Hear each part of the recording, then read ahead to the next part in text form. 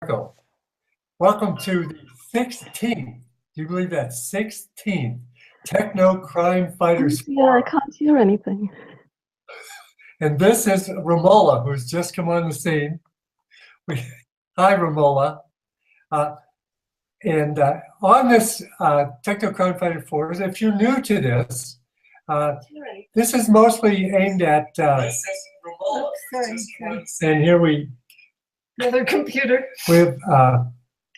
We have three of our Techno Crime Fighter Forum team. We have Romola D, famous writer and journalist. We have Katherine, Dr. Katherine Horton, particle physicist. And then we have Karen Melton Stewart, who is an ex-NSA employee and accidental whistleblower, she calls herself, which is a great title. Today we're going to spend the first hour talking about progress. And I know that people listening to this are either targeted individuals or people who are interested in this problem and want to help us. So this will be really good information. The first hour we're going to talk about progress made by the investigation team in various areas and things that have come up this week and things that are unfolding. And then if we're lucky, and I think we probably will be, in the second hour, we're going to have Frederick LaRoche on. Now, Frederick was highlighted in a story by Katherine Horton a couple weeks ago about his being framed and put into a psychological home because of nefarious circumstances. But he'll be here to explain what's going on there. So I'll stop talking and let's get into the forum. Katherine, would you like to start and tell us your exciting news? Yes, so here's the update of what has been happening, because we all have been working flat out, actually. Before I get into the actual nitty-gritty details, I would like to announce that we have a new website, and I am actually thinking I should probably put it into the chat. Either Mindy has the link or I will put it into the chat here. Hang on. So the Joint Investigation Team, a new website. So the Joint Investigation Team's new website is jointinvestigation.org. So people can, so people can go there and I'm not sure if you can actually see that in the chat. It tells me that I have to, yes, that's it. That's it. Thank you. So Mindy's just posted jointinvestigation.org. That's the new home of the Joint Investigation Team. There you can find, at the moment, the profiles and a rough description of what we do and what we are setting out to do. For those people who don't know, the Techno Crime Fighters Forum is the weekly report of actually the Joint Investigation Team, which is a US-Europe collaboration between high integrity, high profile people, and we are running this criminal investigation in total absence of any sort of police initiative into the matter. And these crimes have become so prolific, so extensive that individuals who have the right qualifications have to get on the case themselves. And the joint investigation is now, as I said, between US and Europe. So three of us are in the US. Melanie Richan is in Belgium. I'm in Switzerland. But I am, because of the targeting on me happened in Germany and the UK as well, I'm involved in all three countries and what's happening in those. And what we are planning to do as the Joint Investigation Team is, because this criminal investigation, this crime syndicate is so vast, no investigative team can do it on their own. So we are also asking for people in other countries, and even in the countries where we are involved, to imitate us and also launch their own private initiatives, private criminal investigations, and put together the evidence and try to help the victims, you know, in this time period where the police is totally suspended, effectively. So over the coming weeks, we are going to put out information material. So when people go to the jointinvestigation.org website, there's one section called reports, and we are going to release reports bit by bit. And we will try to write up little documents about all the different aspects of targeting. So the idea is that once it's been certified by the Joint Investigation Team, people can actually, download these documents and put them up. I think I'm getting some sort of feedback. I'm not sure. I think it's maybe, is it your mic? Okay, sorry. I think this is my computer here. No, it's not bad, Catherine. It's not Okay. bad. Also, we're going to put the link to your new website, the jointinvestigationteam.org, below all subsequent Techno Crime Fighter forums. Fantastic. And what this is meant to be is the Joint Investigation Team is working on a public interest investigation. And for this reason, all our work is public. We have to be 100% transparent, and also our work results will be public. So when we are publishing these reports, they are to inform those bits of law enforcement who are genuinely uninformed, who are not corrupt, but generally have been kept in the dark, but also members of the public. So whoever wants to read these reports can read them and also download them. And the idea is that whatever we put out is certified by us five. It's the best of our current knowledge. And the idea is that as soon as you get a report, you can print it off and take it either to your local police station or use it in court or whatever. So really trying to pull the best of our research and also other people who help us and condense it down to the key facts that you need to know and that you need to also take to your police station and also to the courts should you want to sue these criminals. So that's the idea. So the Joint Investigation Team reports are forthcoming, so watch that space and subscribe to the website. We also have a Twitter feed, actually. So all the Twitter feed is linked on the front page. And the actual, because these are news flashes that we'll be releasing, the actual Twitter address is @JITFlash. And because we are shedding light on the darkest corruption and the darkest crimes, our logo is a little flashlight, a little torch. So there we are. That's the team, the public face of the team. Also, this week we have been working quite hard to get to actually help individual cases, and the most urgent individual case is really that of Dr. Millicent Black. So what I did this week, at the start of this week, is I also contacted the UN Special Rapporteur for Torture. And last October, the Special Rapporteur changed. So now it's Niels Melzer, who is a Swiss guy. And he, I think he was voted into office, I think it was October or November, and he replaced Juan Mendes.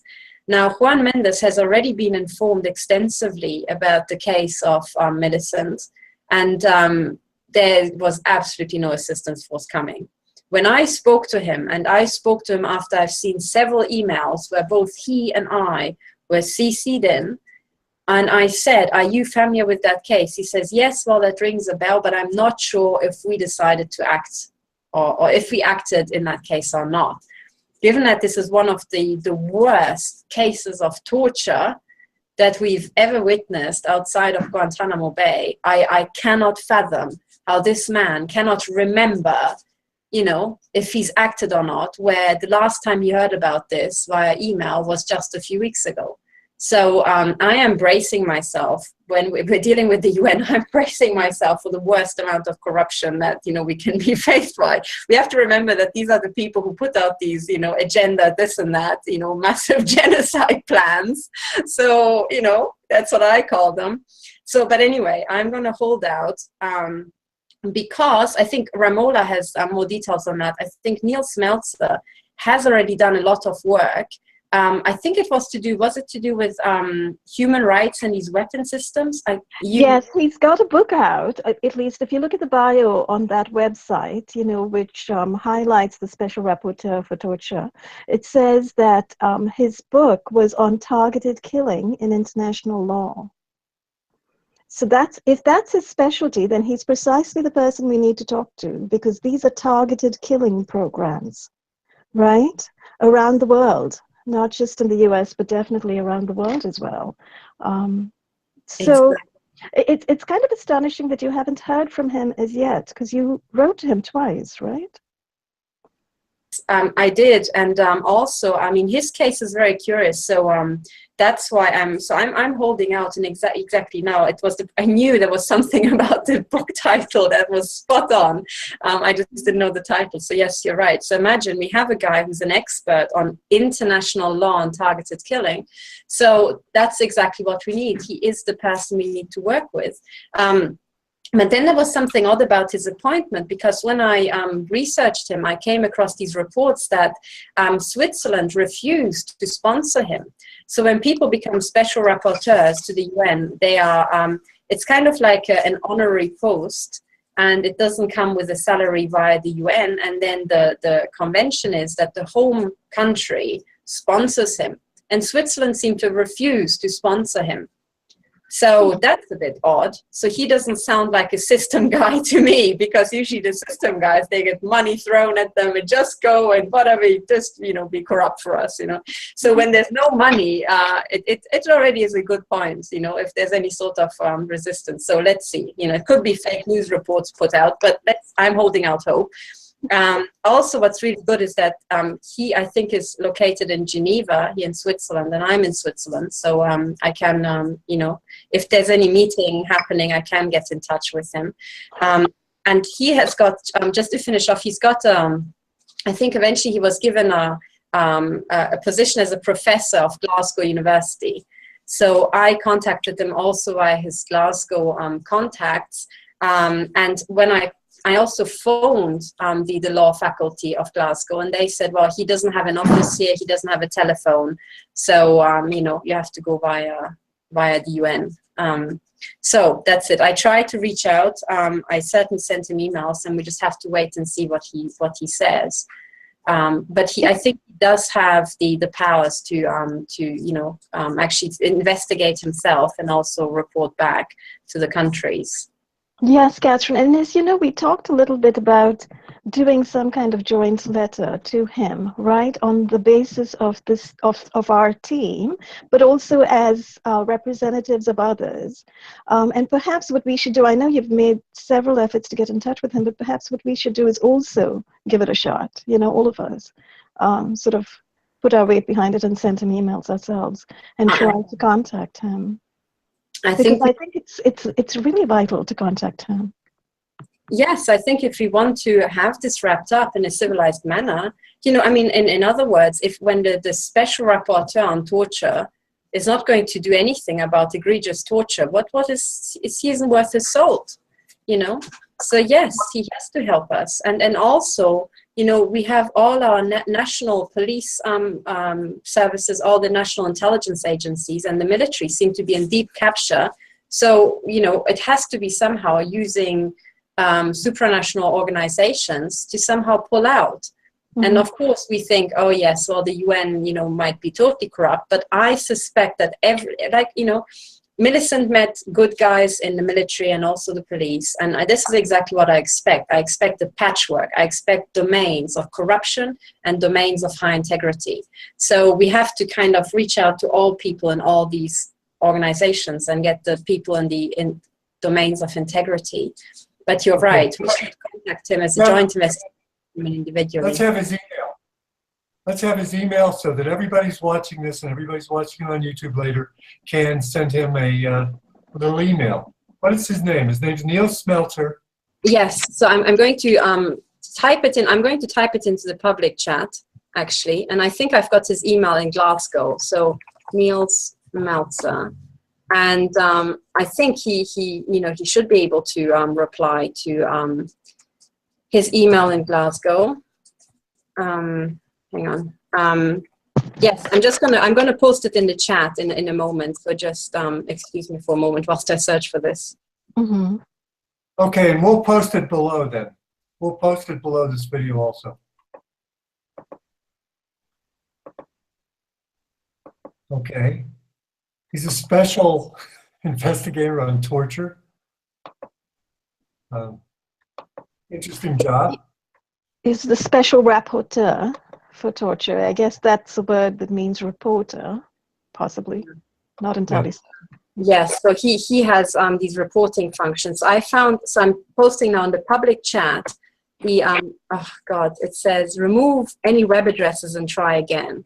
Oh, come on, what is this? I'm not allowed to post web addresses into the chat. Okay, I'm going to post it here, and maybe Mindy can post it. You also post it below. Yeah, that's, I can't understand them having a rapporteur for torture. I mean, is that admitting that it's going on and he patrols it? Does it mean that it's against the law and we should be watching out for it? Does it mean that they can only torture a little bit or certain circumstances? What? I mean, what's he do? I'd like to see his job description. Yes, I think his job description is on the UN website. I think the idea is that he should go after cases of torture, and he is, I think, entitled to visit the country and do personal visits. And then, but, one of the things I would like to see, given that he's Swiss and I'm being tortured in Switzerland, can he come up from, if he can visit countries in Africa and Asia, can he make it up from Geneva to Zurich and have a look at my office? And, the bunker I have to live in. And actually, oh, by the way, sorry, this is just one announcement and then I'll pass on the microphone. I wanted to draw people, I'm just going to share my screen. I want to draw people to the following announcement, because if people go to my website, stop007.org, then they'll get to here, the top of the page. And when they scroll down to the bottom, here on the left, they'll see court cases and evidence. And then there's a quick link here to evidence. That's at the bottom of the page. And I have posted evidence about the mutilation that I have now. This is totally hot off the press. And this is the mutilation I suffered after I requested cease and desist from the Swiss intelligence agency, because I was irradiated in my home so hard I had to flee my home. And I fled to a hotel. And I think it was in that hotel that at night they came in and they conducted laser surgery on me. But shortly thereafter, I noticed that I had a scar on, this is my navel, and this is a photograph taken by my doctor, and you can see a lined scar on my navel.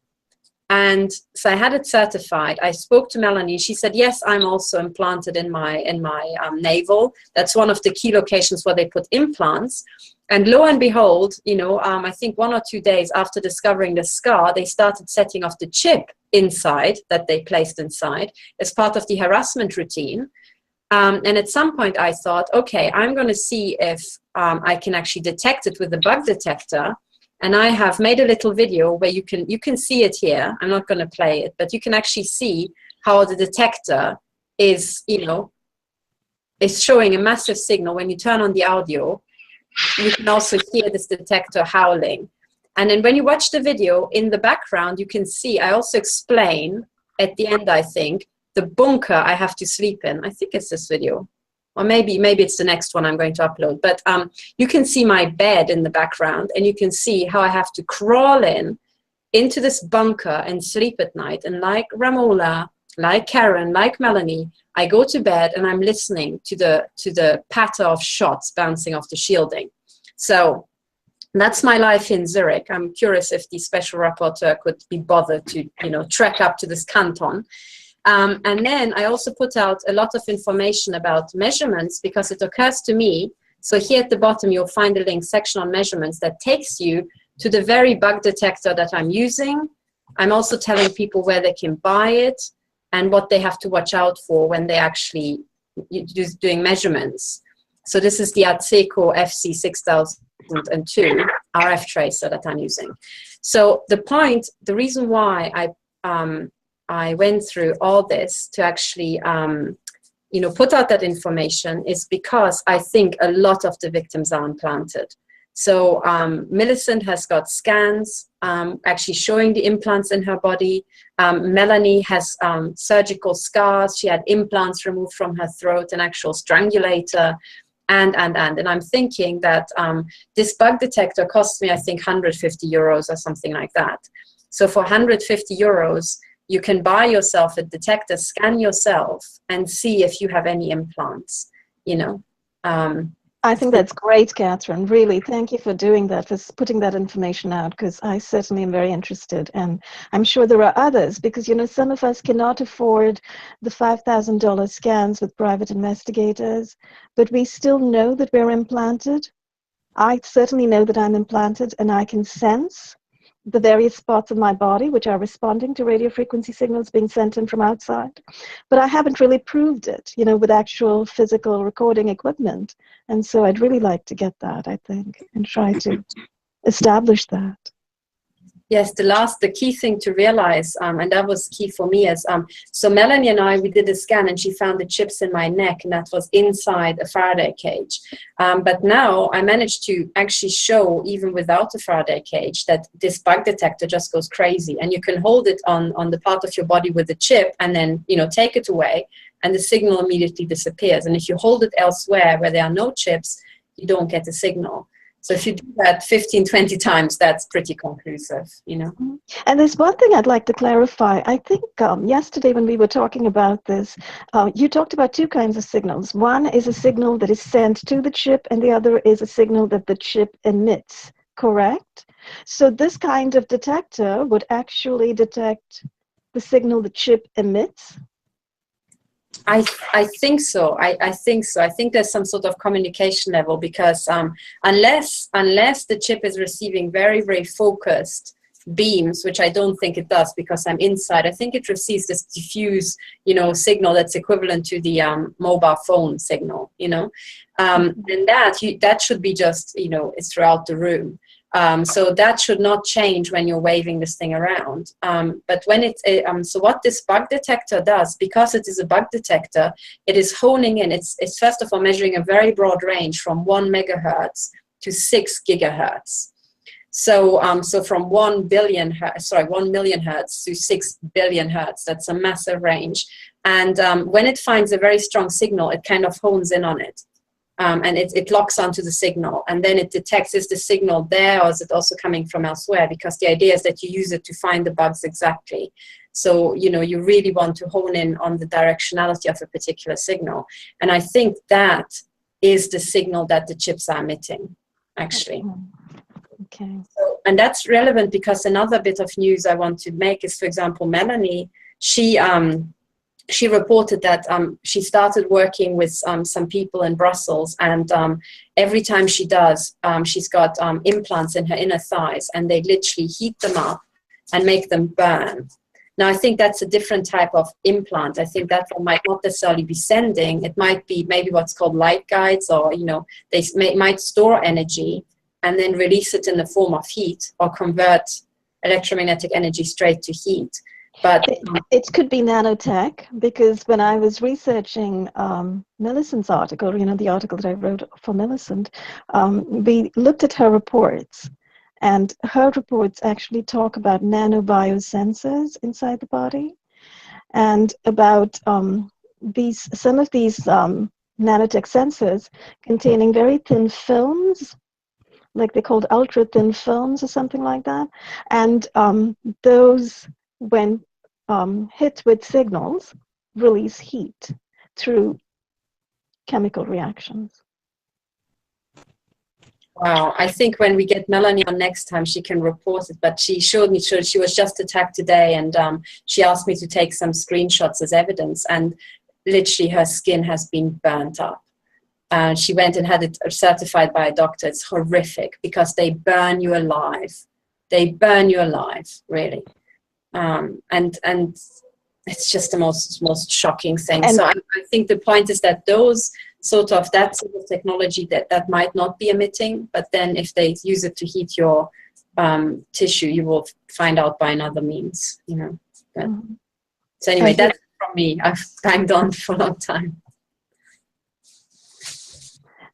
But just on that subject, Katherine, the subject of burns, I wanted to actually make a note about how there are many people who report being hit with these directed energy weapons who are reporting burns of different kinds, you know, on the skin. And it seems like, looking at the array of, well, public domain information on military technology that's out there, such as the active denial system or the millimeter wave weapons, There's a whole bunch of different kinds of weapons out there that can create this kind of skin burn. You know, there's, as I said, there's this ultra thin film nanotech that could be under the skin. By the way, nanotech is something we are all breathing in. And if you listen to some of the experts who've been following the stories about nanotechnology and have been doing a lot of research, you know, such as Alana Freeland, for instance, you hear that basically these nanobots, nanobots as well as different kinds of nanotech of various kinds are raining down on us through these chemtrails and aerosols. It's not just solar radiation management. It comes down, especially in rain and wind. It may be injected up in the stratosphere. We see the planes, you know, with their load streaking across our skies all the time. And you also hear that they are very targeted to specific locations. So specific payloads could be targeted to specific locations. And so what comes down enters our bodies, enters our skin, and enters our bloodstream. So if that stuff is, and we're talking about very, very tiny particles, right? This is nanometers, 1/1000th of a meter in dimension. And this is inside our bodies. And so these could be activated from outside by signals. So that could create a kind of burning, you know. So that's something to research further, no doubt. But these are some of the realities of our current day living today, which are not, of course, they're not spoken about in mainstream press at all. You kind of have to go to YouTube and listen to various experts talking on these talk shows. So there's that. There's these millimeter wave weapons that they are testing. If you look at some of the US Air Force contracts with defense contractors, they're testing millimeter wave weapons. And other weapons, but I do know for a fact they're testing millimeter wave weapons, looking at some of the contract information I've looked at. And other kinds of weapons, no doubt. And there's also the active denial system, which the more you read about it, it's not just that one big piece of instrumentation that you see in the, you know, if you go, I think, on US Army websites, you see pictures and video of this one huge antenna system that's being used. They're also using smaller portable ADSs. They're using infrared, you know, they're using heat. I can tell you last night, I was woken up about 3 times with intense heat laid along my spine. I was woken up. You know, we all experience the sleep deprivation, and I see Melissa nodding her head. Perhaps she's familiar with this as well. Yes. Woken up with heat at my spine, intense heat, so to the extent that I'm sweating. You know, even though the air conditioning is on, and I'm supposedly supposed to sleep in comfort. No, I'm sweating because I'm woken up with heat at my spine, and my entire body is aflame with heat. So what could cause that? You know, what kind of weapon, because clearly it's a weapon, could cause that? Are those infrared rays being directed at me? Are those, you know, they're definitely some kind of thermal or heat inducing rays that are being directed at me, you know? So clearly, and we are kind of working in the dark a little bit because a lot of this technology is classified, and we kind of have to dig through and find out what could possibly match what we're experiencing, right? Yeah. So Remember, let me suggest also that you try and get to a chiropractor or someone else who will do an examination of your spine and take some baseline x-rays. Okay. Because I do have severe lumbar spondylosis as well as cervical spondylosis as a result of the heating of my spine. And of late, I've begun last 2 weeks ago to have physical therapy for thoracic problems. So see, they're just generally wearing out my spine. Oh dear. So do get some baseline reports so that you will be able to document any changes. Mm-hmm. Yeah, that's good advice. That's good advice. I kind of wanted to make the point basically that there's so many different kinds of burning that different people are reporting. You know, it's not just the 4 of us. There's like thousands of people out there who are reporting being burned. We are being burned by microwave weapons, by millimeter wave weapons, by spectrum weapons, I believe it's called, right? Because they're across the spectrum, by spectrum and sonic weapons. So, you know, to me, it comes down to how can the military dare to do this? How can local law enforcement dare to do this? because they are burning civilians in their own homes, inside their own homes, across the world. And they're getting away with it. I don't know, I'm sorry I came in late, so I don't know to what extent you've talked about Millicent's cases yet, because I think that would be really valuable to talk about regarding how doctors are responding when you go to the emergency room or you go to your local physician and you say, here are my symptoms, here is what has happened, here is what I'm experiencing. You know, what are the doctors' reactions? What do doctors know about what is going on, and how are they responding today, you know, in 2017, in July 2017?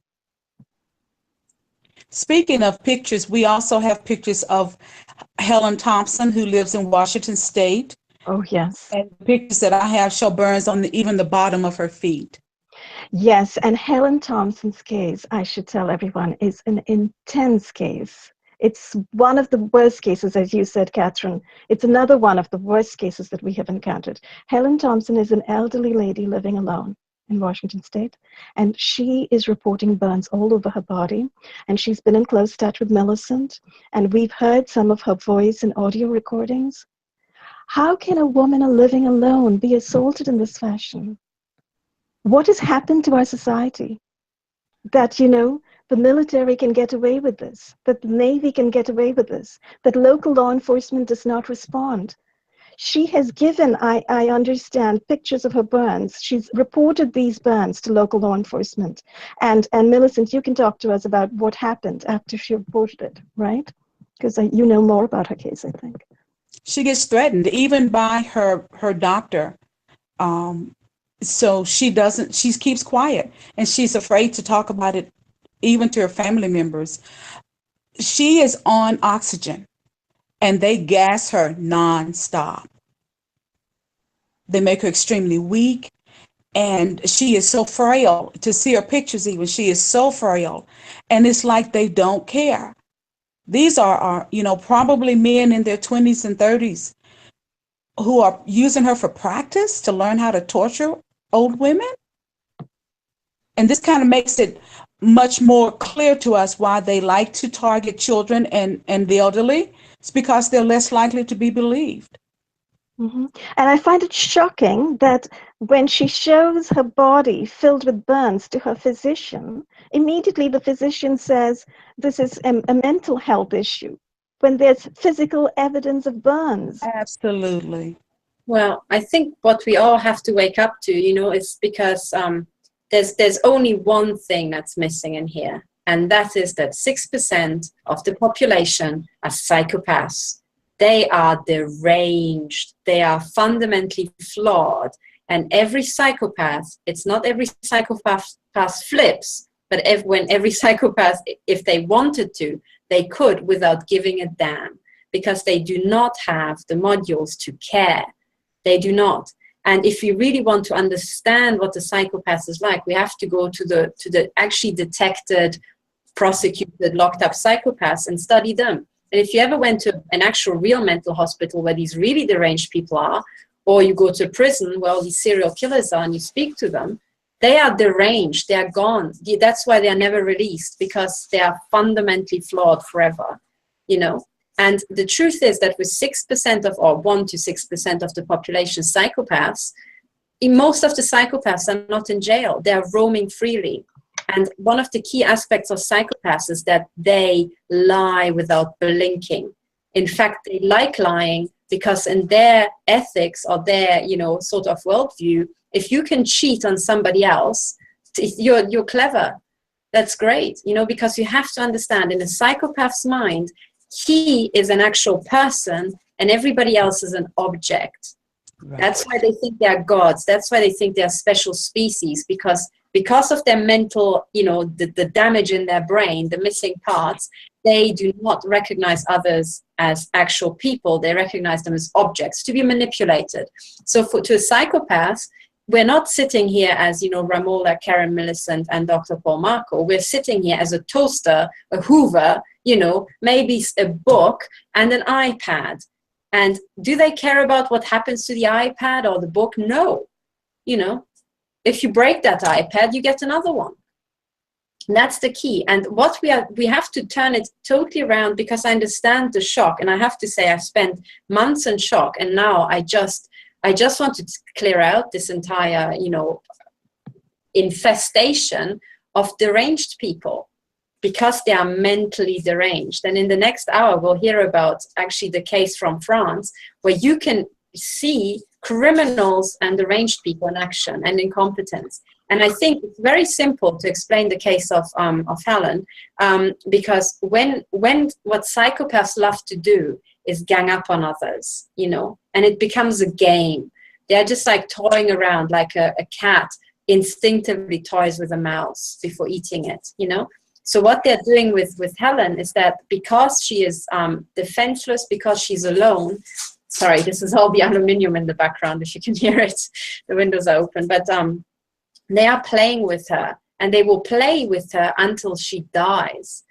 You have to realize that psychopaths do not stop themselves. There's no serial killer in history where you could just say, oh, dear serial killer, you know, make a public announcement over live television and say, Mr. Serial Killer, if you could please stop, see how bad this is what you're doing, and if you could please stop murdering women, or, you know, kidnap children and then, you know, leave them somewhere disemboweled next to the street. It's not going to help, because these people are mentally deranged, you know. And it's what the key we have to realize is that all the people who got us onto these lists, some of whom we know by name, you know, they are deranged.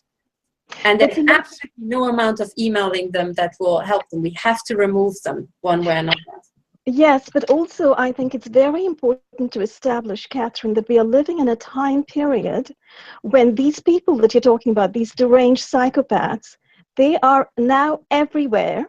They're in the top echelons of government, top echelons of the intelligence agencies, in the top echelons of the military, every branch of the military, and every branch of law enforcement, and every branch of medicine and psychiatry. These are the people who are setting policy, who are making strategic policy decisions that get written up as laws and regulations, that get written up inside things like the Common Rule, which is supposed to protect people, but ends up protecting researchers and permits them to experiment endlessly on humans. So we've entered a time period where everything has been rolled back. The Nuremberg Treaty has been rolled back. Informed consent has been rolled back. Common compassion has been rolled back. Humanity has been rolled back. Everything's been rolled back. And these psychopaths have come in and created policy situations all around whereby they permit themselves to test deadly weapons that will cause burns on human bodies, that will cause damage to organs, that will neurohack and biohack human bodies. They permitted themselves to test weapons, and they permitted themselves to use surveillance radar, which does the same kind of thing, which, you know, fibrillates and oscillates different parts of human bodies, which can see through walls and can burn through walls. Various other technologies, of course, scalar waves, whatever, you know, different triangulation technologies from satellites, technologies from implants. Anything goes at this point in time. They have given themselves permission to simply assault the human body.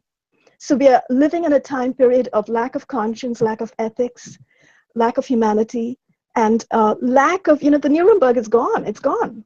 There is informed consent has gone. It's fallen by the wayside. Torture is in currently, you know, and this is and I blame both physicians and the military for it. And I'm talking about physicians at the top levels of the NIH, the guys who sit on committees and create these laws and regulations.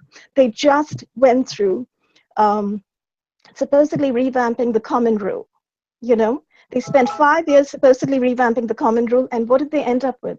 They ended up with the end of informed consent, even further than it was already rolled back, and they permitted both criminal justice and intelligence agencies to have waivers. In other words, an intelligence agency can do anything it wants, because these are considered normative intelligence and surveillance activities. It can experiment on humans as much as it likes all over America, because these are normative intelligence activities. So this is what the so-called big shots, you know, the doctors with the big, the names and the long years of education, the long years of teaching, the several degrees behind their name. These are the guys who sat on the Presidential Bioethical Commission and SACHOP, you know, the Secretary's Advisory Committee for Human Research Protections. They sit on these committees, they talk endlessly, and they come up with this, which is anything goes, lack of informed consent totally rolled back,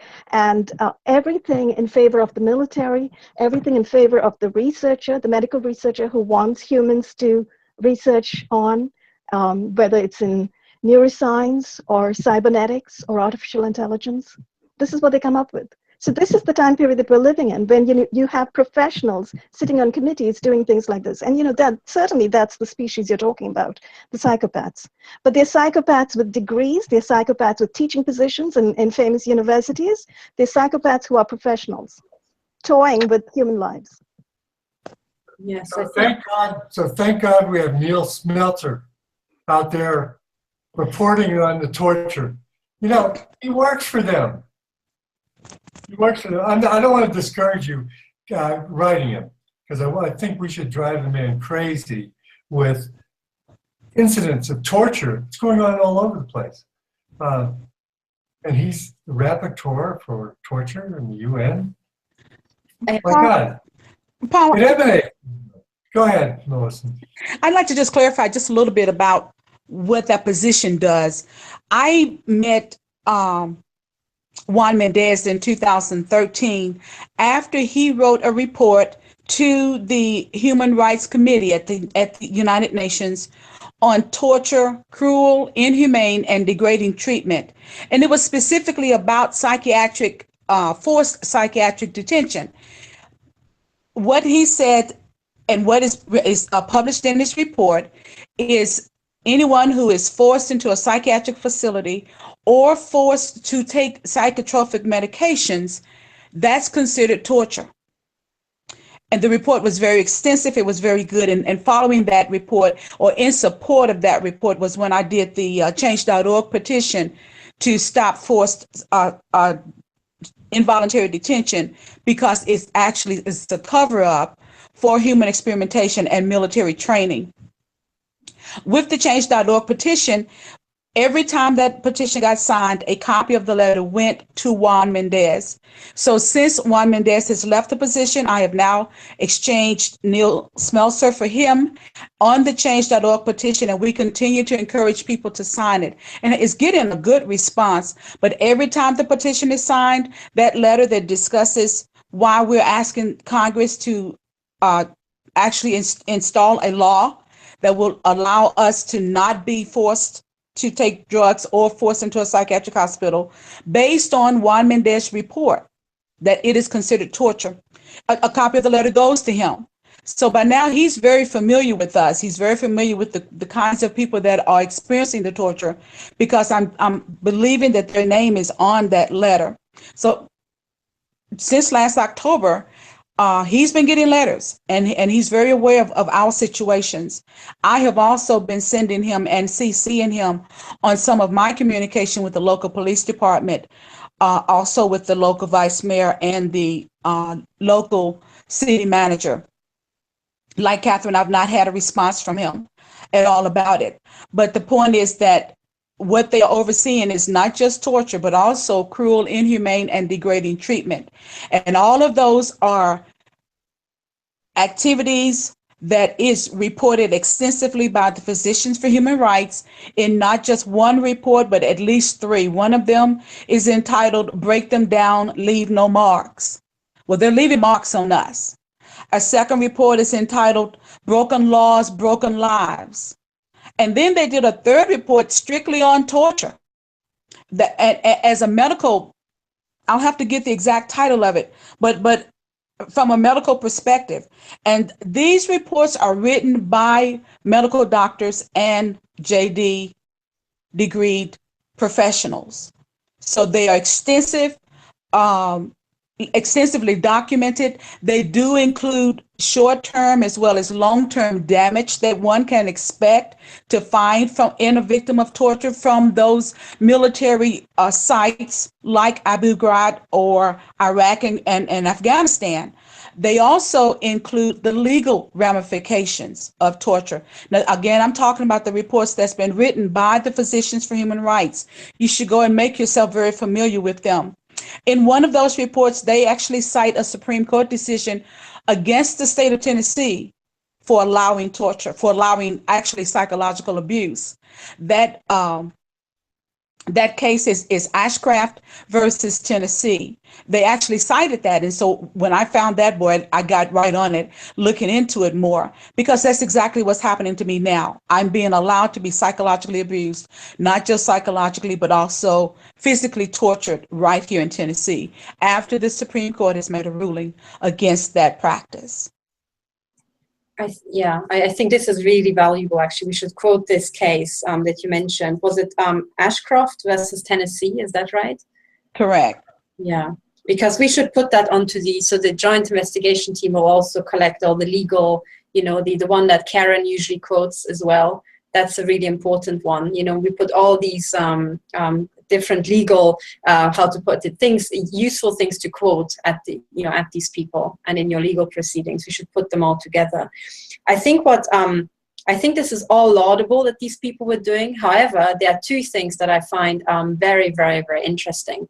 So we have these highly paid UN places and Juan Mendez, and they put out hundreds and hundreds of pages of reports where they describe in detail how people are tortured and how it's really, really bad. And then pages and pages about the victims and how the victims suffer, and this is the victim, the damage to the victims. And I say at some point, okay, now after you spend 600 pages blathering on about that, can you tell me something about the perpetrators and how they got there? Like Guantanamo Bay.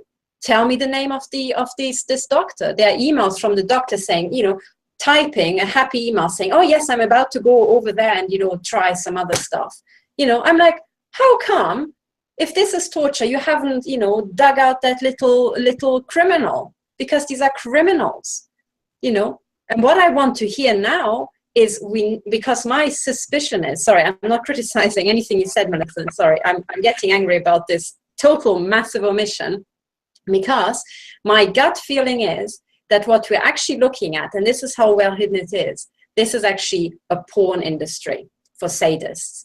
And when they're putting out long and long documentations about how the victims are suffering, I think what we're missing is that a lot of the people are actually getting off on that. And a lot of the people in these committees as well.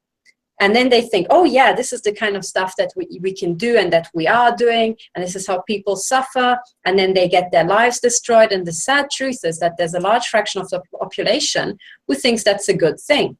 And that's why there are pages and pages about the suffering of the victims, and not a single page of investigative journalism or investigative, forensics about who are the perpetrators. Because we have all the satellite systems, all around the world. We can literally track the perpetrators from any offense all the way to their home. And they pretend like, oh, we don't know who the perpetrators are. And I think we have to totally ram it around and say, okay, we heard about the suffering of the victims. Now on to what are we about to do? We want to know who are the criminals, and we will name them criminals. And we have to say there are criminals in the police, there are criminals in the military, and there are criminals in the medical profession. And this doctor who's threatening Helen, he's a criminal. He's a criminal. And the other thing is they are also psychopaths, and what psychopaths love to do is they gang up on victims. They isolate them and they gang up on them. And I'm thinking, that works. So let's just take some individual psychopaths and gang up on them and literally think we're not going to rest until we have finished them off, administratively speaking, and then we go on to the next one.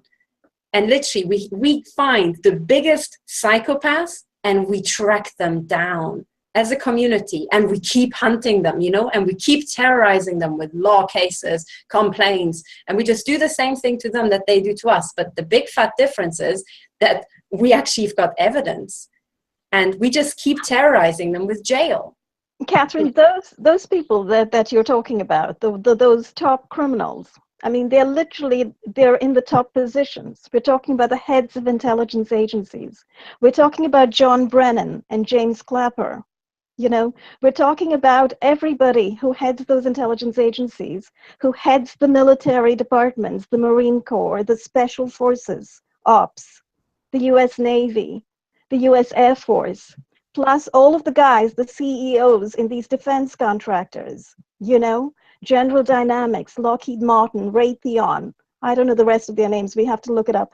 But, you know, those are the guys that are running this on us. And I posted Kevin Shipp's video recently on my website, you know, for the 4th of July, because I just listened to him. And I was talking to you guys about it recently, I know. So he's talking, this is a talk that he gave in October at Geoengineering Watch. And he was talking about secrecy and what it's done to this country. And he's got this incredible slide where he actually gives the information about the numbers of government agencies now and private companies that are engaged in the work of secrecy, where everybody who's involved, who's employed, is sworn to secrecy. You see? So he's talking about more than 1,200 government organizations that are working with secrecy. More than, I forget the numbers at this point, I'll have to look up that slide, but something like 1,800 private companies, or more than that, private companies who are working in the realm of secrecy. You know, these are covered operations, but everybody is sworn not to disclose what they are doing. And then you have, on top of that, tens of thousands of people inside these organizations. You know, so so the question becomes, we've created, in a sense, a society which is pitted one against the other, with a huge portion of society working with these military and intelligence agencies. Thousands and thousands of people, even working in Google and Facebook, because Google and Facebook have now cut deals with the NSA and the CIA, right? But they're not supposed to say anything about what they're working on. And what are they working on? They're working on spying on us, taking all our data, listening to us, sitting on our computers, stopping us when we try to make videos and audios, you know, speaking out about this kind of stuff. And plus, there's this whole other conglomerate working on targeting individuals with EMF weapons and with neuro weapons, which, you know, the subject close to our heart. A whole bunch of private partnerships and private companies working on that. Lots of deals cut on the side, insurance fraud associated with it, identity fraud associated with it, as you know, Karen and I and Midge have been trying to uncover in some conversations, now on Real Talk True Media. So you can go to this new YouTube channel if anybody's listening out there. We've just launched it. And we have 2 conversations there with Midge, our resident researcher, who is pulling out literally the ways in which organized crime has invaded our society in America, and how private companies are working with the DHS, working with the CIA, working with DARPA, to literally prey on people like us, which is really normal people, ordinary people, everyday civilians, who are just trying to go about their lives, but we are being preyed on by this sector, this secretive sector. So I just wanted to say that you know, there's this whole split that's occurred in our society now, where you have this whole, where secrecy, where walls of secrecy divide us, divide our societies, and permit one group of people to prey on another group of people. Yeah. Ramola, I Prey. would, was that Karen? I said, yes, it's predator prey. They go to these people and they tell them you're special. Or they tell them, look, we're going to basically be on top. You can either be with us or be crushed with us. And then they start to engage them and tell them how very special they are, which is so very ironic, because what they're doing is they're taking the dregs of society and they are using them to destroy the core of society. You know, you're going to have, you know, basically the masters and their little roaches is all that you're going to have. And it's just so ironic. It really is. I mean, they're not special. They're only special in that they're stupid and malicious and petty and greedy. And so I self-identify as the bottom of society. And I've never used this term before, but I would definitely classify them as useless eaters. You know, that's harsh, but I think that's true, because they serve no purpose. Karen, it's funny that you would use that term, though, because that's what they call children and the elderly and the mentally ill and the developmentally disabled. Yeah, but they're wrong because Sure, those they're people wrong. have Of course value. they are. They are the useless eaters. They are the Absolutely. inhuman predators. They are the Absolutely. counterfeit human beings. They look human, but they are not. They self-identify by doing this as monsters. Absolutely. And They I self-identify as rabid dogs, and we do not keep rabid dogs around hoping they'll change.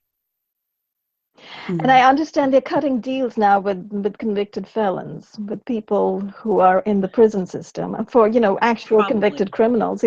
Cutting deals with them to engage as perpetrators in this weapons wielding, weapons pointing scenario that's going on all around us. And we're talking about microwave weapons, of course. Well, they have to have the guys who'll do the dirty work. I mean, you go to InfraGard and those people are fools. They're told they're special and that they're patriots and that they're ridding the country of harmful people. And they know they know the Constitution. They know they have no right to do that. They know that secret accusations and secret evidence and secret witnesses, that's wrong. That's why we had the Constitution to begin with. They know this. I mean, I'll repeat again, the police are always telling you excuse of the law is, basically ignorance of the law is no excuse. Well, I'm sorry, but ignorance of the Constitution in this country is no excuse, whether you are a civilian or you are wearing a badge. It's no excuse. Off with their heads is what I say, because they don't have an excuse. They're destroying society. And how do you say, oh, I've toyed with the idea of making, because I draw, making cartoons, having somebody go, oh boy, could you join this club because we get to kill people and the prizes are big screen TVs and trips to Disneyland and it's so fun and we don't have to show our faces. We can hide and kill people. And we're in a group of 1,000 to 1 against one person. So we'll never get caught. There's no danger of you being hurt for being a sadist because you're in this group and you're special. How about commercials like that? Wow. You have just rehearsed the protocol of that person whose name I don't call, who was perpetrating me. That was his announcement in 2008 to the community. Exactly what you just said. Yes, it's okay to kill. It's okay to treat this person as a victim. Anything can be done to this person. This particular person has no rights. And by the way, I've heard this from various other people who've had conversations with insiders who actually say this. So people who are targeted today are actually being put on extermination lists. These are targeting until death lists. And what people are being told is, that's it. These persons who are on these lists have been slated for extermination. Therefore, they can be trafficked out to any kind of research project. And this is why they are, and this is why people become subjects of multiple research projects with multiple universities. So here's once more, the issue of universities. Our university researchers, our university professionals, stooping so low as to dissect and experiment on people with this kind of incredible weaponry, electromagnetic radiation, without conscience whatsoever. So people, and the military, of course, for weapons testing. Well, let me call out one person who works at Florida State University in Tallahassee, where I was, and the targeting began. One of the stalkers had FSUPROF on his license tag. Wow. So when Florida State basically sends me, requests for donations, never. Not giving. I mean, I graduated from Florida State University, and I'm sorry I did. My father was on the first football team. My mother named the Marching Chiefs, the band that is, their pride and joy. And I'm ashamed of it. I have really thought about taking my diploma and anything having to do with Florida State University and burning it on a video and posting it. I'm so disgusted. Mm-hmm.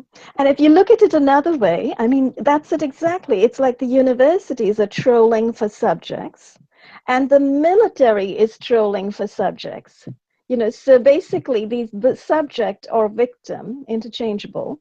So the military is trolling for victims, someone they can hit on interminably until death with their weapons. So this is the US military, and I want to actually pull in what Katherine said a minute ago.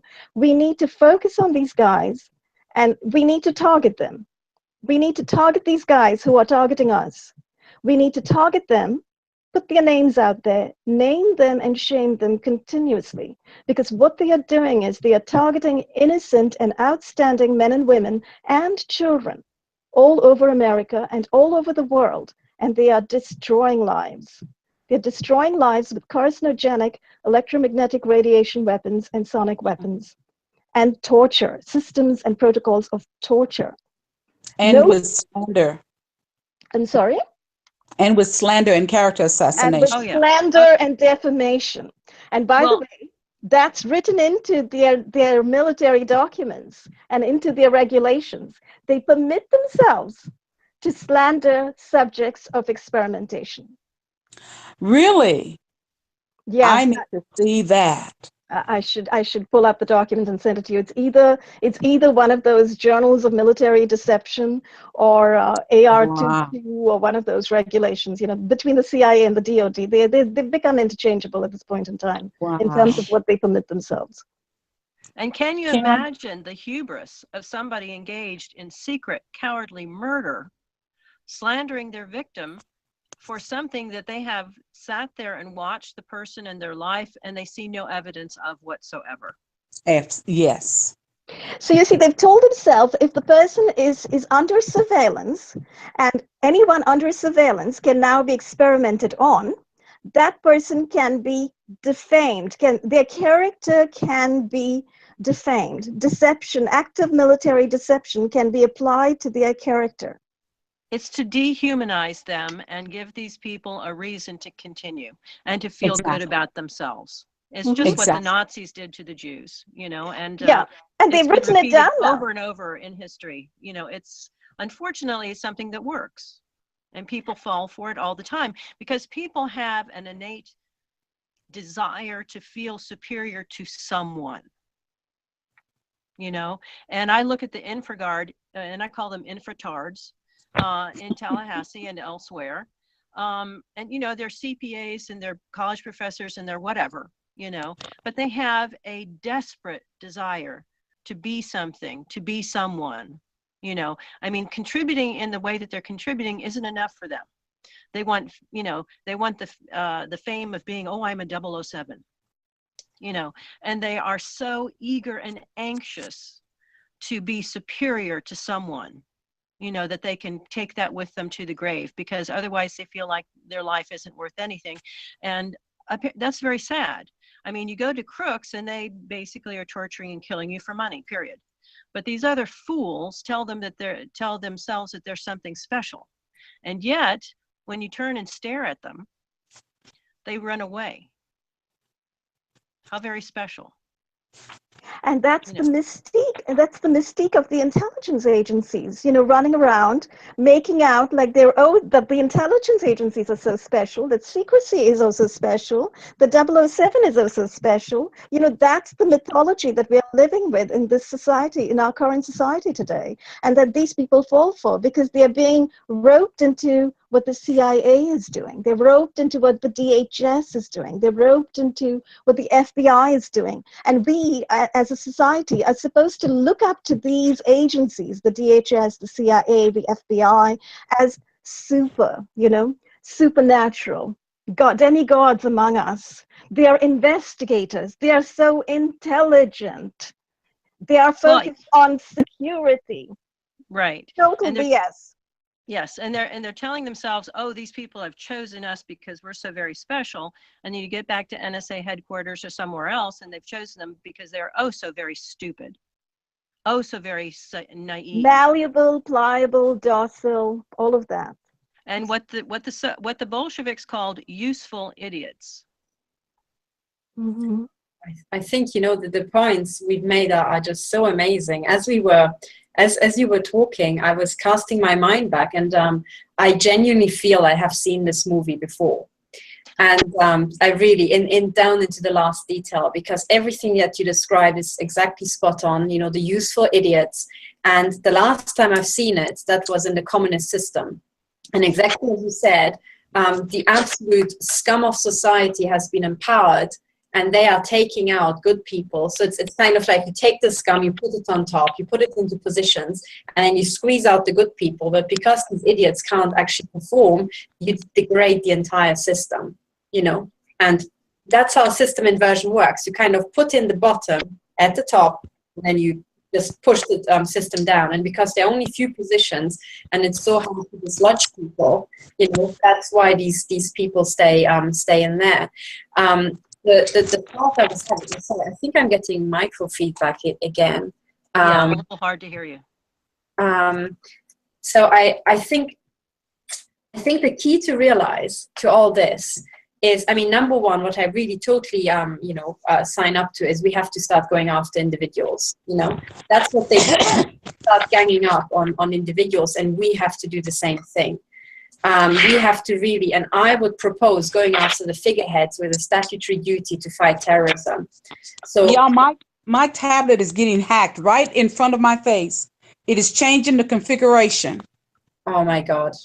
Right. I mean, I just took a screenshot of it. Yeah, I suspected it's something like that because the camera went, and then I could hear you act really. I could hear the rustle that you were trying to do something really quickly. I mean, this is ridiculous, and you know, we have to go after this criminal, and we have to go after the criminals who are protecting this criminal, and we have to use this word. I think that's what you're doing right now. I think it's a parasite class. Yeah. That's the upper class. They contribute nothing. They cause mayhem. And one aspect of psychopathology that's not talked about is they can't do any wrong. In their eyes, they'll never take responsibility. You know, they're trying to pull off. Hi, my friend. It's a parasite class. That's the upper class. They contribute nothing. They cause mayhem. And one aspect of psychopathology that's not talked about is they can't do any wrong. In their eyes, they'll never take responsibility. We've got Frederick.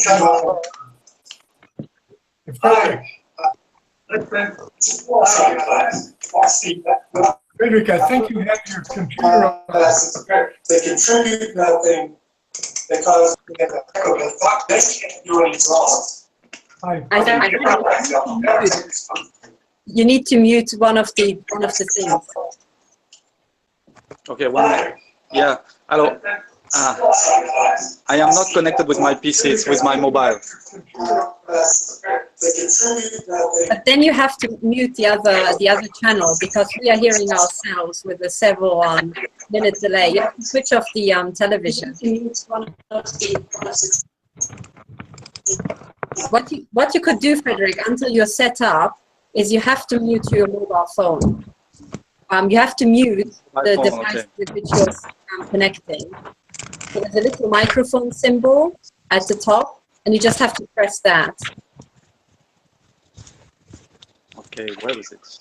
It's on the screen. If you go to the very top, I think if you touch the screen, there should be a little microphone icon, and if you just press it, it just mutes it, and then you can set it up. And then it's not disturbing the chat. Otherwise, we are hearing ourselves. We type back. I would like to reconnect with Chrome browser because I am on my mobile, and we have tried before with the desktop. It was working better. Okay, let's do that. Perfect. Okay.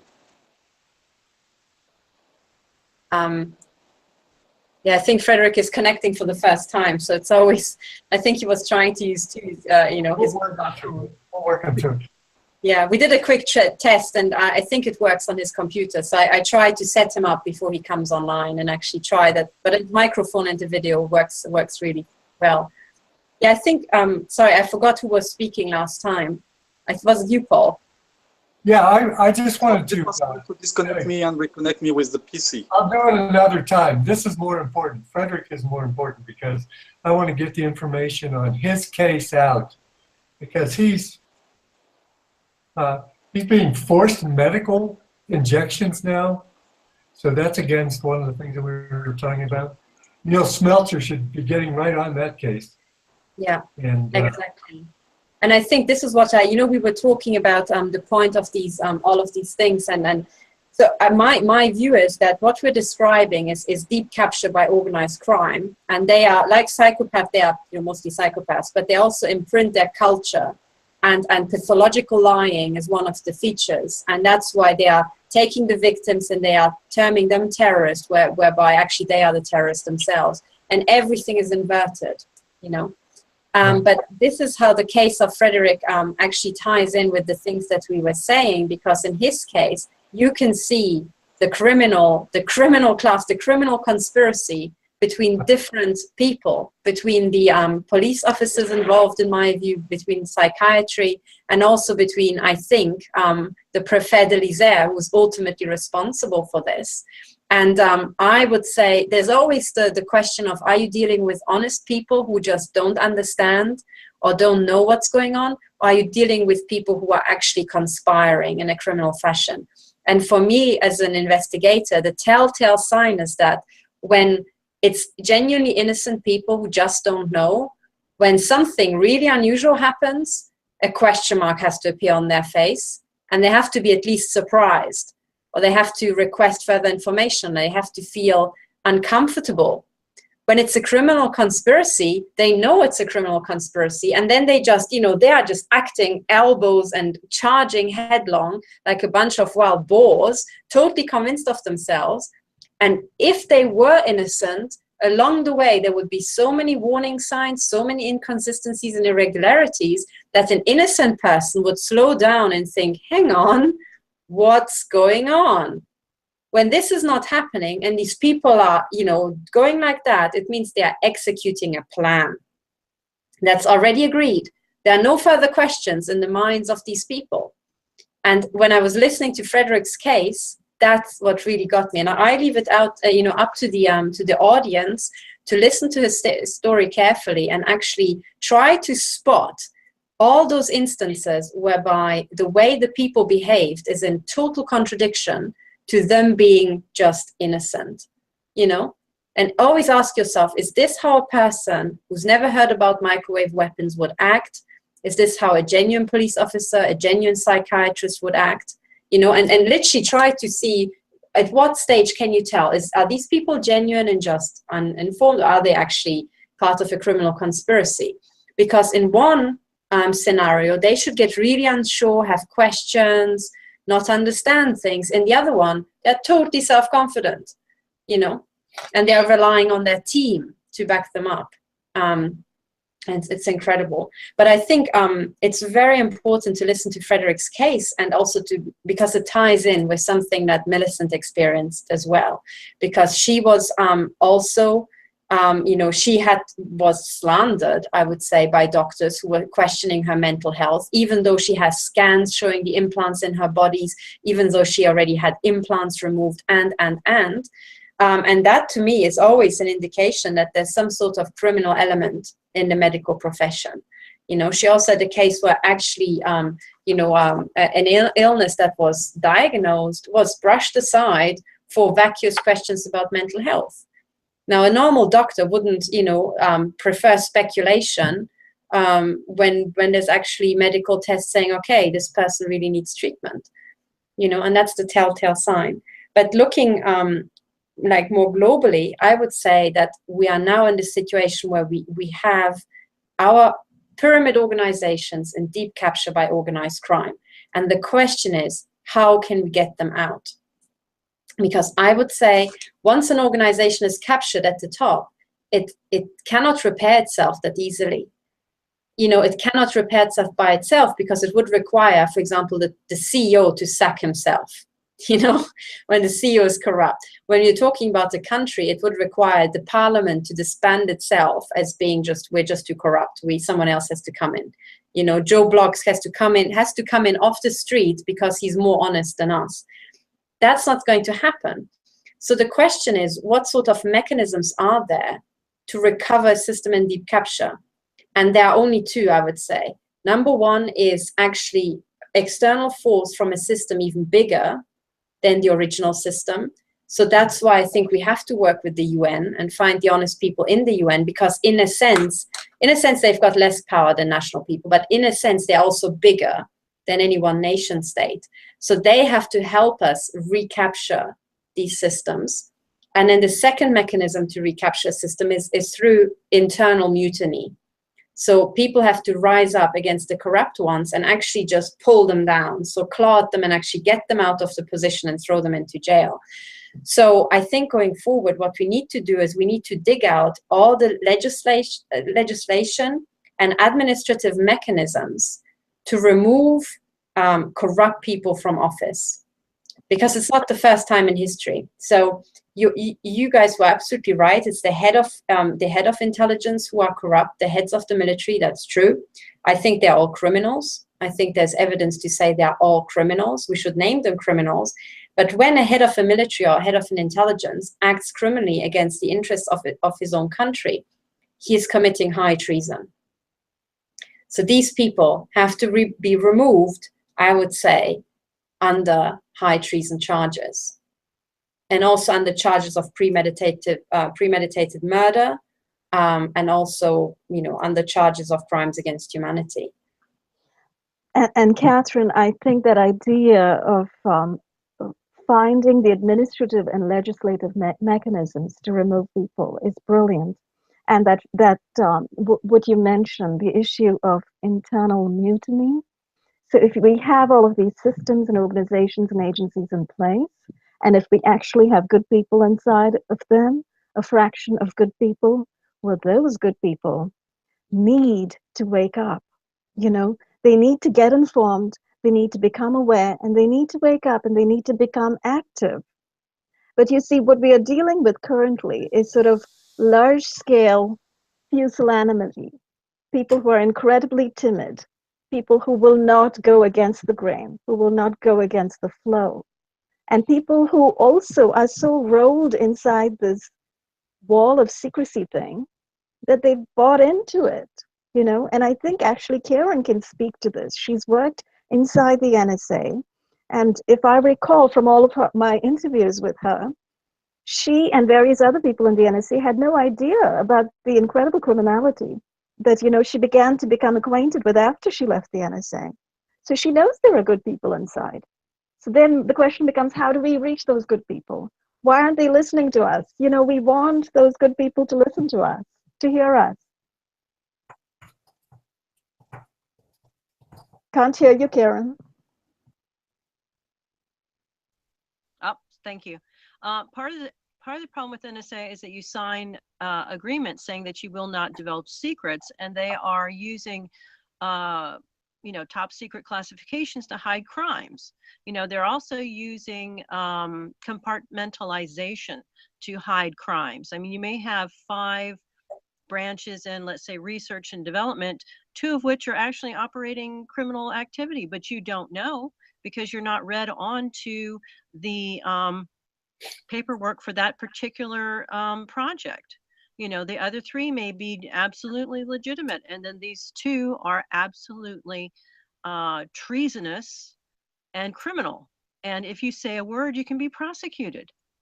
So I had told several people when they asked, they said, well, why aren't people in NSA doing something about this, or why are we not hearing more whistleblowers? And I said, because they can be prosecuted, and you're not even supposed to say people's names who work at NSA. Like if I know Bill Smith is in charge of this whole operation to hurt people, I can't say Bill Smith's name publicly, or I'll be thrown in prison. And they don't even want you to say Bill. Bill's in charge of this. So that's just how ludicrous it is. But I did read recently that with all of the hoopla about NSA spying on people illegally, and they're taking it literally as spying, they don't even know about the torture, that a lot of people are actually laterally transferring out of NSA. I mean, they just want out. They don't want to be a part of it, which is, it speaks to their honor, but it also speaks to what I talked about before, in that if you get rid of all of the good people in an organization, you'll never change it. You'll never be able to change it from within. You know, if everybody says, oh, I don't like the way you're doing, I'm quitting, I'm leaving, then you have corrupt police, then you have corrupt NSA, you know, then you have a corrupt legislature. And it's daunting to stay, you know, and I think they're afraid that their lives will be ruined, so you can't blame them for leaving, but it's very much a barrier to changing things from within. Right. I think the people that are perps and the people that work for these psychopaths that are at the top. Now, you know that Guantanamo was supervised personally by George W. Bush through Rumsfeld. So we're talking about a couple psychopaths there at the top. And the people that work for them, including the person that is working with you, Millicent, should know that they're the suckers on the bottom of their list. I think it was Kissinger that said the people that don't use their brains are no better than cattle. So the people that they can manipulate and the people that they can lead around and the people, whether they're misinformed or whether they're duped into this psychopathic wet dream that they're acting out here, is they're on the low level. The psychopaths regard them as nothing but slaves and cattle. You know who they revere? You guys. That's why they're going after you. Because you use your brain and you're open and you can present a legitimate threat. So on their hierarchy of people they regard, you're right next to the psychopaths. I mean, you are the ones that they're even frightened of. But the people that are following these out, and these policemen, and these probably Neil Smeltzer, let's give him a chance to prove himself. But they think that they're cattle. They think that they're worthless because they'll do what they're told. And everybody, including your guy, Millicent, should know that's how they're regarded by the parasitic class, the psychopath class on the top. They're not the revered ones. They're not the ones that are going to be taken on into the paradise with them. No. As soon as they're done wiping out of the valuable people, the people that can use their brains, they're going to be gone. What do they want them for? So, useful idiots. Right. Yeah, I think what a lot of people don't realize is, and this is something that becomes clear when you are studying systems, is, and today more so anything that we saw in history today will be amplified because of the information flow. So when you want to pull off something really nasty, like for example, this big extermination program, in the olden days, you could kind of spirit people away and then, you know, you take them to Argentina, the old Nazis, or to the US, and then everybody forgets about it, and then yada, yada, yada, it's all fine. But what these idiots don't realize is that in an information society, we now figure out who it is. So for the very top that we don't actually see because they're staying behind the scenes, at some point when these people are done, they need to be disposed of because they're liability. If they're ever dragged into court, they will talk. And that's why I think over the last years, we saw a rise in the number of people who just like, you know, pop their clogs, because if they ever got into a court and got a bit ratty against their old colleagues, they could do some serious damage. And I think this is why we saw, you know, many cases where people maybe got arrested and died in jail, or, you know, there were, I mean, many people died, you know.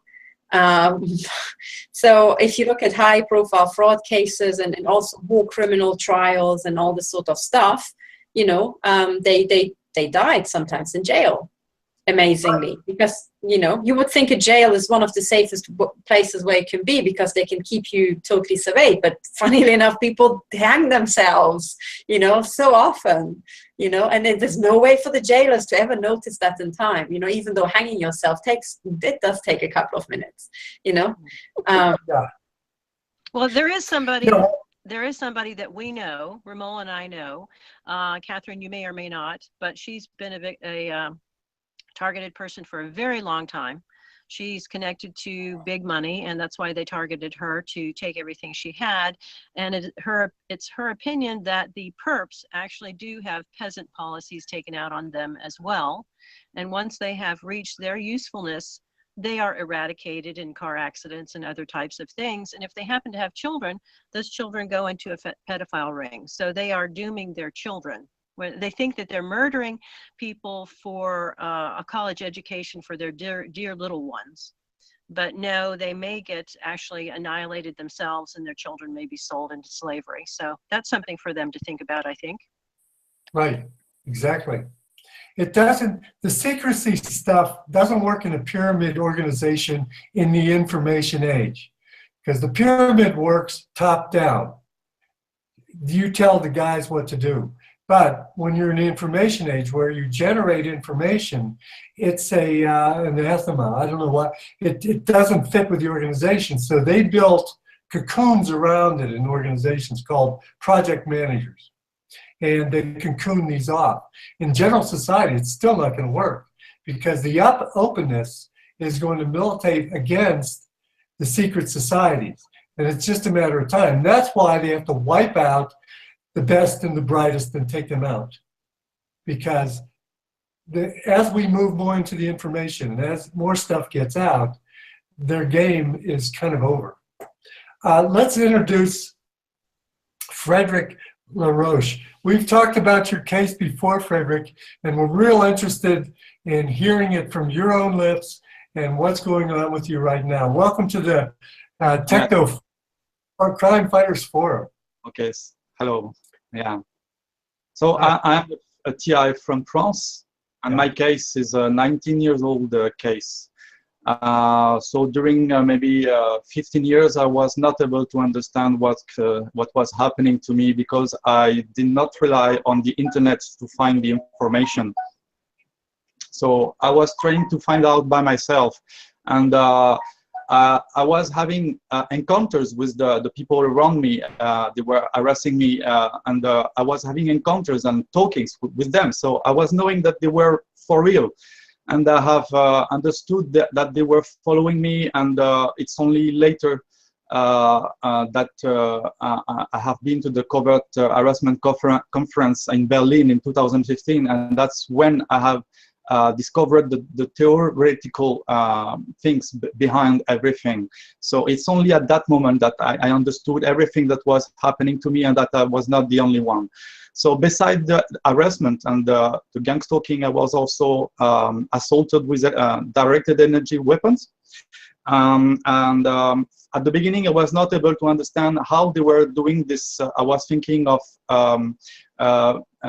some kind of sound wave weapon. And after that, I came up to a hill, and there was no inhabitation in this hill, and they were capable of attacking me. I realized that it was not coming from the wall next to me. It was coming from something upper, and maybe planes or satellites. And then I understood that to travel the void space, it would be only electromagnetic weapons. So that's how I made my understanding by myself, because I am scientifically tuned in my mind.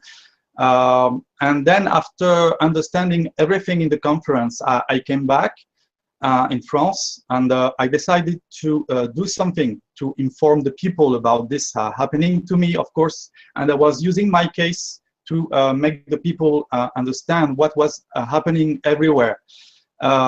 So I started the website, and I started to tell my story. And there were two friends from Paris in a cinema school, and they came to me and they made a small video about myself.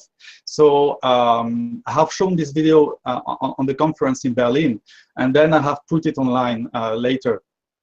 And from that, I was talking about my situation, my testimony on my website.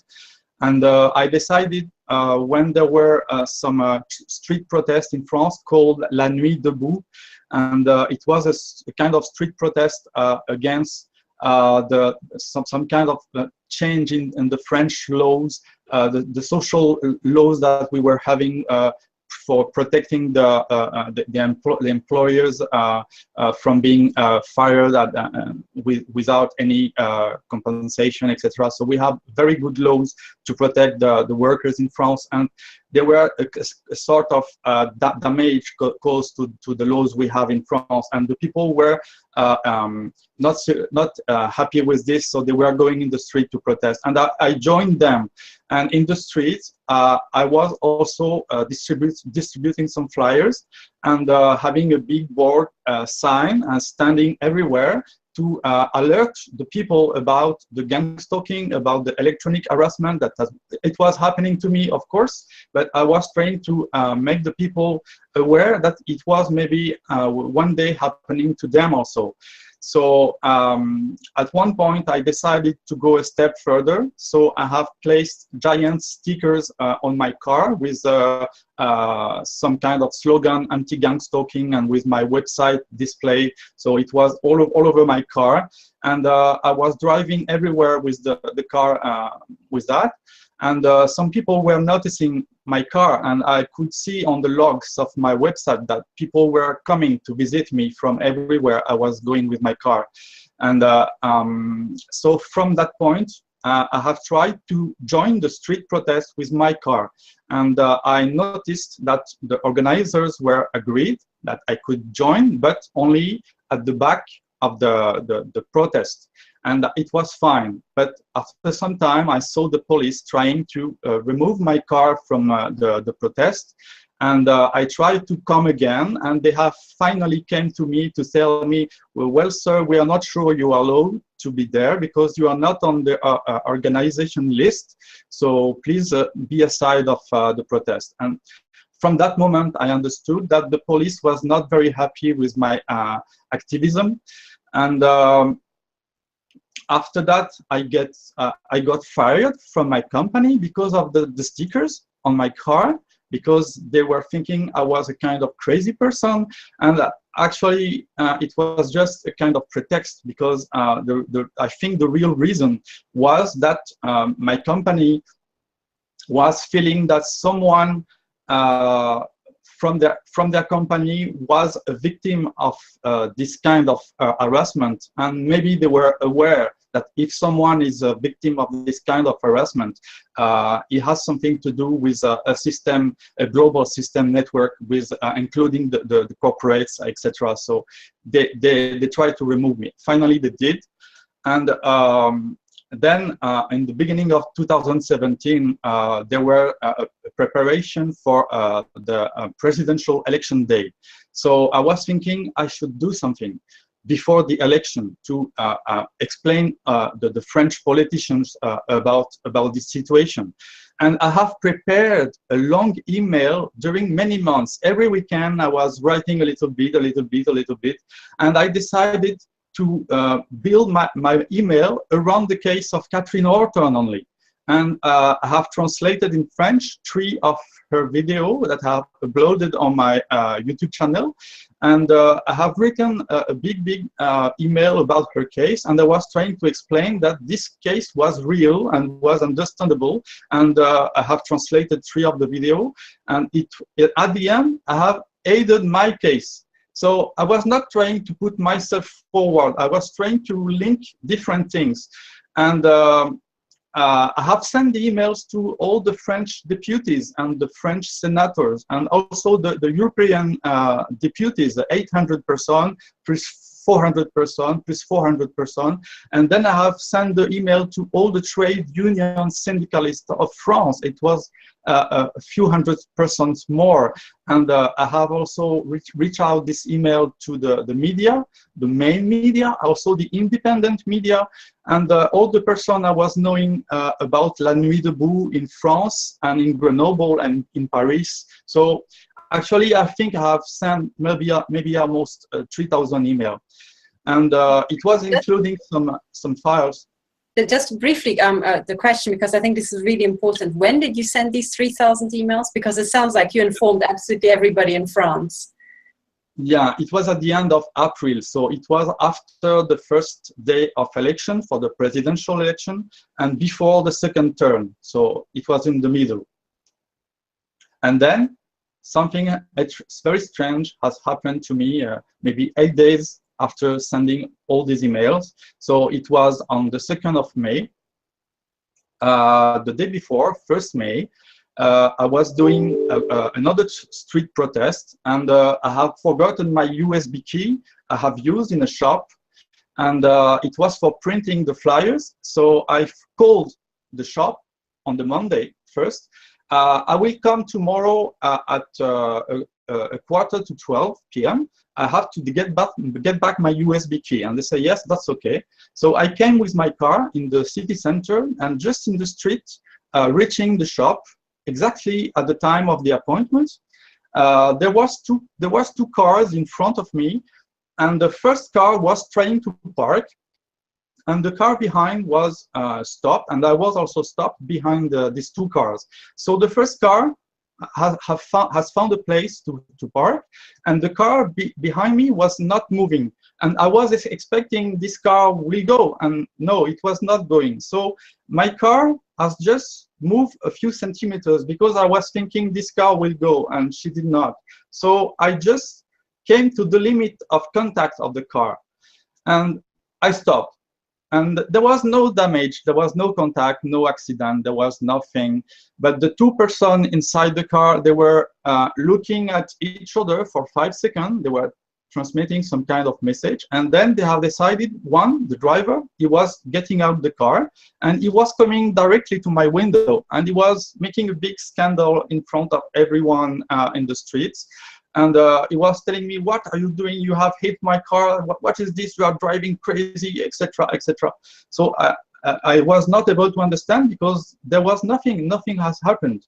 And then a few seconds later, the lady, the passenger of the car, she also get out the car, and she came in front of her car, and then joining the man in front of my window. And she was also making the big scandal. What is this? You have done this to our car? And actually, it was not possible to see because my car was almost in contact with their car. So I have moved back my car, and I have shown them there is nothing, sir. So why are you making such a big scandal about nothing? Please let me go. And they were still protesting. So I decided to move away, and I have tried to move away on the left of their car. And then they have moved their bodies in front of my car, and they were trying to block me physically from moving the place. So obviously it was important for them that I was not allowed to move from this place, and that I should be seen from the pedestrian as someone who has made an accident. And they wanted me to get out of the car, and they were not interested to see the damage on their car. They were not talking to me about showing my insurance or making a document stating about the accident. They were not interested about that. They were interested in blocking me here and making me get out of the car. So when I saw these two persons in front of the car blocking me, I understood it was a kind of trap.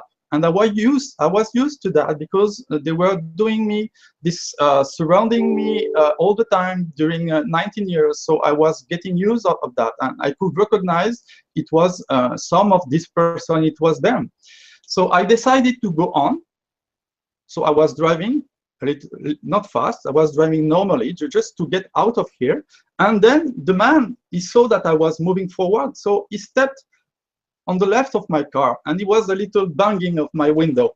And the lady, no, the lady, she has not moved on the side. She has stepped back, and then she has jumped on my car, and she was hanging like this. She was hanging like this, standing on the sides of my front window, and she was standing like this, and she was keeping her body on the front of my car, and her foot was not touching the ground. So I was thinking, my God, this is crazy, what she's doing. And I was thinking, okay, let's go on. So I was continuing moving my car forward, and she was not lifting the car. So at one moment, I had to turn the wheel because I was going away from here, and the road was turning. So I had moved my wheel, and then she has lift one of her hand was removed of the car, and she has rolled and slipped and fell on the ground. So at that moment, I felt that I had no point to stay more here because there was no accident. I have not tried to escape from an accident, and I have not hit purposely this lady. It was her aggressing me, and me trying to manage with a very strange case, very strange situation, unusual. So I have done my best, and I have gone back to my home. And then on the next day, I received a few phone calls from the police, and they were asking me, please, sir, it seems that something has happened regarding your car in the city center yesterday. Could you please tell us more and come to the police station? So I was not able to pick up the calls. I have just received the voice message. And then I decided, well, it's okay. And the last message was asking me to come in the morning. So I was ready to come in the morning. And then in the morning, they were at my door. And then they were looking at my car. Just one question. One of the things that I'm interested in is, how did they have your phone number? Yeah, were they calling your mobile or your landline? Yeah, I have asked them, why didn't you call to my landline? Because my landline is always active and my mobile is always switched off. And they said, well, we didn't find your landline because it is not in the yellow page. And I said, yes, it's right, because I have not authorized my number to be in the yellow page. But for my mobile number, it is not neither in the yellow page. So I have no idea how they got my mobile number. And then they came with the military police. And the military police, I think there were two persons. And when they saw that I was not resistant to their visiting me, and I was accepting their visit to me, and they decided to leave the place. And they told the police, well, obviously we see that you don't need our help, so we're leaving. And then there were 4 police officers left. 3, because 2 of them have taken me in their car, and the third one has taken my car, and we have gone to the police station. And just before that, the officer was asking me, please, can you show us the front of your car? And I showed them the front of my car, and they saw that there were no damage, no blood, nothing, no scars, nothing. So they were surprised. And I was surprised that they were surprised. And then more surprises were to come. So we went to the police station. And on the way, I was already trying to explain the situation as I have understood it from the 2 days before, when it was happening. I told them, well, I think it's a fake car accident. And from my point of view, it is connected with my being harassed from many years. So I have tried to explain them what it is about. And they were thinking, well, this is a kind of lunatic person. This is not so interesting. It's not so important and not so dangerous. And then we came to the police station, and then I have asked for the help of a lawyer and the visit with a doctor. And the doctor came first, and he was asking me, so do you really say that it was a fake car accident, and it was maybe the secret services who harass you since many years? Do you really think this? Yes, I really think this is really possible, sir. And do you know that when people say such things, they are never believed, and you are aware that you are not going to be believed? I say, yes, I know this is difficult to believe, but I will try to explain you little by little. And I said, that's enough. I will just make my first medical report. And that was done. The medical report was obviously that I was delusional or something. I didn't see exactly what he wrote, but it was probably this. And then I saw the lawyer, and the lawyer said, well, why didn't you stop to check that the lady was not harmed? And I said, well, I didn't think about this because I was a little scared, and I was wanting to escape from this. I was afraid that the man was coming back to me, and he was maybe trying to hit me if I get out of the car. So maybe that was the only thing the lawyer told me. So I don't know if it was helping. And when we make the encounter with the police officer, the lawyer, and me, so the lawyer was not telling anything. The police officer told me that there was a complaint, that there was an accident, and severe injuries to a person I have hit with my car, and a witness that I have tried to escape from the accident spot, which is totally illegal things. Later on, I discovered that there were no complaint, no injury. No one has been sent to the medical emergencies or taken by the firemen or anything by the ambulance. The car that was in front of me and pretended that there was an accident has gone, disappeared, and vanished, and the police has no clue where it has gone and who were the two persons inside the car. Later on, I received also a message from my car insurance that there was an accident declared to this company, but they were not allowed to give me the details because it was something to deal between the headquarters of the two insurance company. And until now, they don't have the details of what has happened. So they don't know if someone has got injured. They don't know if there was a real accident.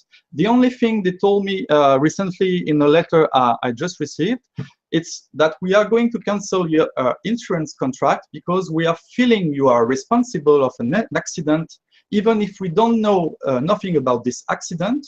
And since there is an inquiry going on, done by the police on you regarding this, we are going to terminate your contract because it's written in our contract. If you are responsible, then you cannot continue with us. So the police has got my car and they have not given it back to me. So I had to inquire about this also. And it's the police who gave the car to the prosecutor of my place, the Grenoble. So the prosecutor is keeping my car under the fact that there is an inquiry still going on me and on my case. But actually, they told me that I will get my car back when the inquiry will be closed.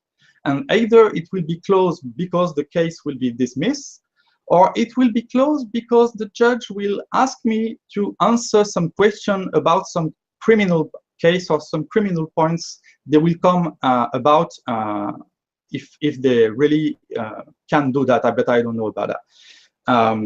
And then the police and the police officer in the police station has shown me a paper from the distance. You see, this is a medical certificate and it's showing that you have injured severely a person, and so we consider that you have made a criminal offense of a murder attempt. And he has not shown me the paper. I could not see what was written on that, even the name of the doctor or the medical circumstances and the details, nothing. And there was absolutely nothing. It was just totally fake. It's a trick that the police use to make the people confess about crimes because they don't have enough clues, and they just expect me to tell more things that they can inquire by themselves. And that's the only thing they have. It's my testimony I have made under the threat that there was a complaint and there was an injury, that there was a victim and there was an accident. So everything was fake. And after I have explained my point of view that it was something, an entrapment from the secret services, so they were not believing me. And they have called the mayor of the city to tell him, we have someone pretending something crazy. What should we do? And the mayor said, well, you should check this guy with the psychiatric emergency of the city, and then she will decide, the doctor will decide if he can be jailed or sent to the mental hospital. And I have been sent to the psychiatric emergency. And then I saw a doctor. During half an hour, I talked with her. I have explained all my life, 19 years with a short explanation. And she was thinking, oh my God, maybe this guy has suffered of something, I don't know what, maybe it is in his head, but maybe he's dangerous because maybe he wants to get some revenge. Maybe that's why he has hated this lady, or maybe he can commit suicide. And because of these two suspicions that I am dangerous for myself and for others, she decided that, no, he cannot go to jail, but to mental hospital, yes. And then I have been sent to the mental hospital. The next day, actually 24 hours after being taken to the police station. So I have spent one night in the police station. Actually, can I interject, because there are some wonderful nuggets in this already, right? And that's exactly what I mean. I asked the audience before you came on to think about, is this how normal people would act? Like normal police officers and normal, you know, psychiatrists and normal mayors. And I would say, let's start with the police officer. So apparently there's this huge, massive accident, and they are called out, and literally 4 police officers plus 2 military police to arrest you, right? I mean, because they're that dangerous, really. And then they come out, and there's supposedly to be this horrific accident, and your car doesn't even show a dent. Well, you know, all those of us who had the misfortune of falling onto a car because we fell off a bicycle, you realize that these days the cars are built such to absorb kinetic energy, and they dent like nothing else. So I doubt that you can actually fall on, you know, any car in an accident and not leave a dent. You know, it has to be something very, very special. So there's no dent. So what the hell? So there's no police officer thinking, hang on.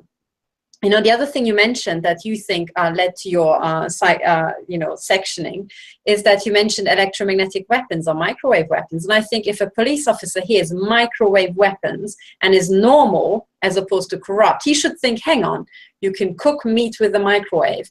If some idiot takes that emitter out and uses it as a weapon, he can probably cook meat with it, right?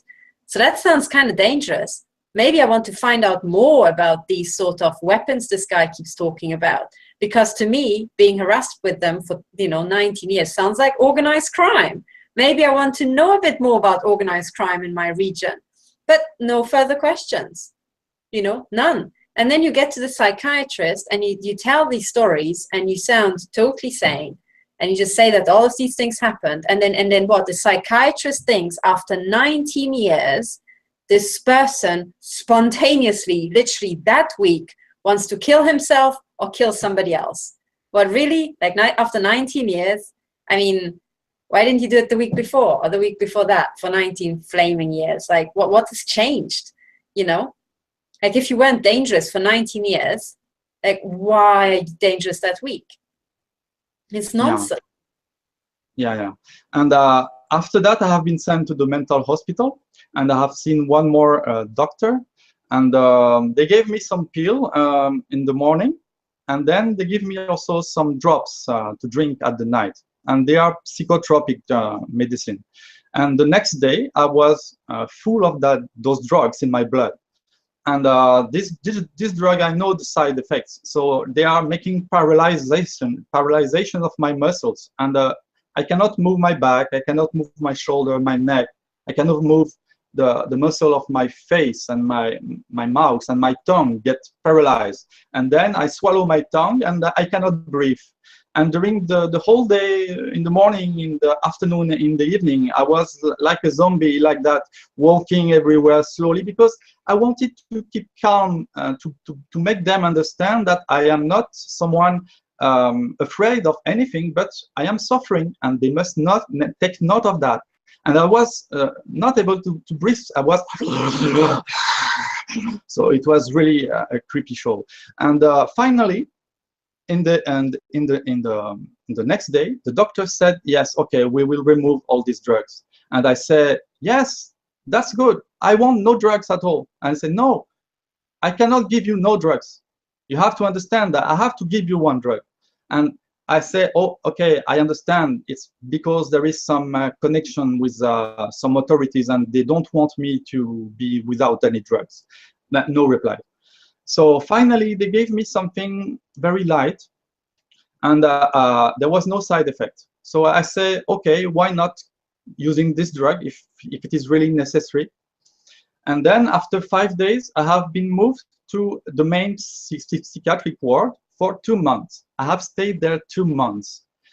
And they have increased the dosage, of course. They didn't want to let me with a small dosage. And the side effects have come back. So I told them, please don't do crazy things. You are poisoning me. And they were telling me strange things. But sir, we cannot believe what you say when you say that you feel hurt or damaged or poisoned, because your mental stage is not able to see clearly through yourself. So you cannot understand yourself and see your own functioning of your body, because you are completely delusional. So if you are crazy, you are not able to talk about yourself, and we cannot consider what you are telling us as possible. So we have to continue the investigation with the drug treatment to understand by yourself. So finally, I was trying to harass them about my pains, and finally they understood it was real, because I have seen maybe 2 or 3 doctors to make them admit that. So finally they decrease again the dosage. And finally the deal was, you will be allowed to get out of the mental hospital if you accept monthly injection, and one injection will contain 300 milligrams of a certain drug, and this drug will operate on you during 28 days. And every 28 days, you have to visit us to make a new injection, and you have to visit also every 2 weeks a psychiatrist for half an hour to discuss, just to be sure that your obsession are not coming back again, and to be sure that you are not going to be dangerous again. So, and the psychiatrist in the hospital, she was insisting on the fact that it is no more the car accident that is the pretext of my me being kept here. It is my ideas. It is my ideas that are keeping me here. And after the first week I was in the hospital, they have to make, it's mandatory, they have to make a report, medical report. And then this report is going to the police commissioner. We call this le préfet. So it's going to le préfet. And from the medical report after the first week in the hospital, the préfet confirmed that I have to be kept in the mental hospital for 1 month. And after this month has finished, there was one more medical report, and the report was stating that I was making some efforts to join the point of view of the doctor. And the point of view of the doctor was that my point of view was delusional, and I had to admit that it was only some foolish ideas I was having in my mind, and it is probably explainable with something else, not like the way I think it. So the report was a little better, but not so good, because she was still stating that I need to be cured still. So the Préfet de l'Isère has confirmed 3 months more in the hospital. So actually, I was supposed to get released in September.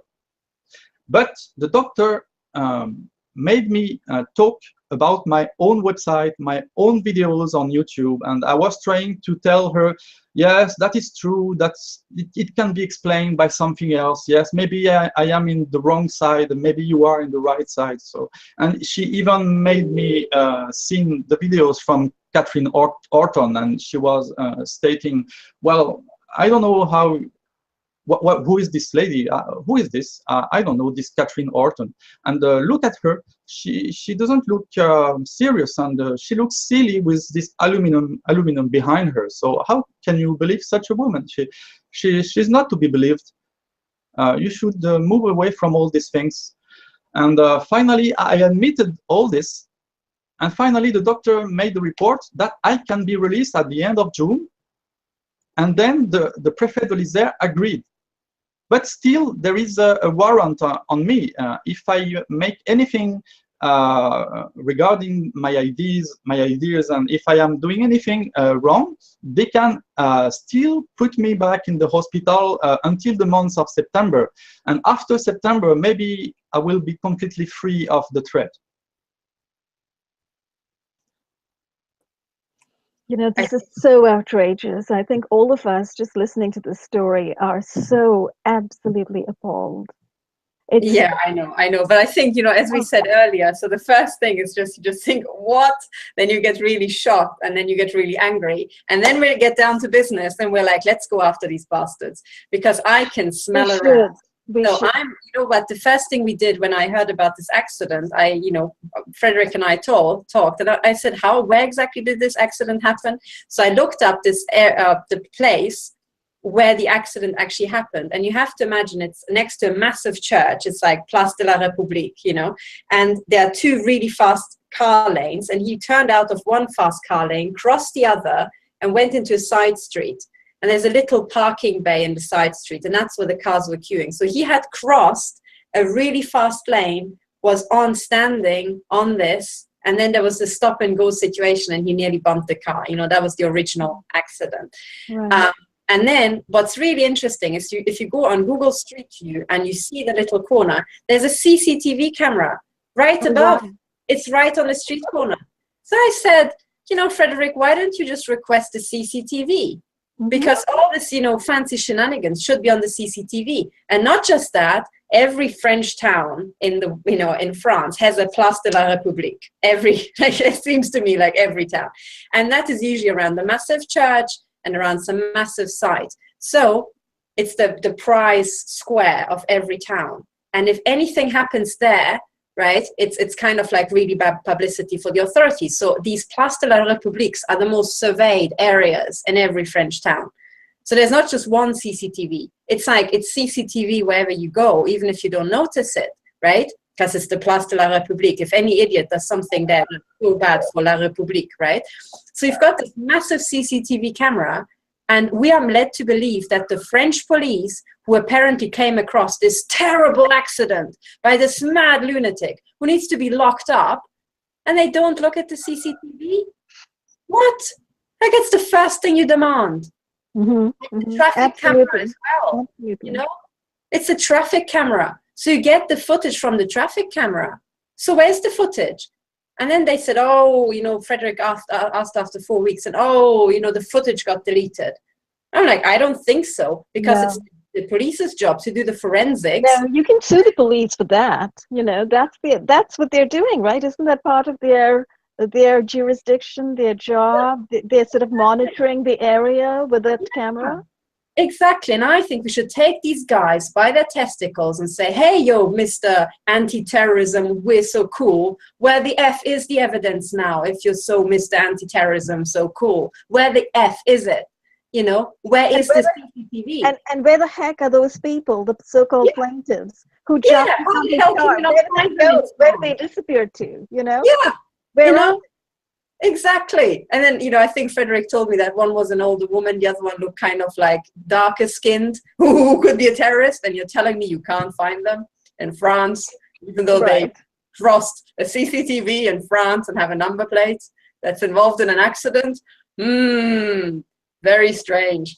And then what's absolutely hilarious, I have to comment on this because it, touches me personally. So Dr. Bigochy, she is a psychiatrist.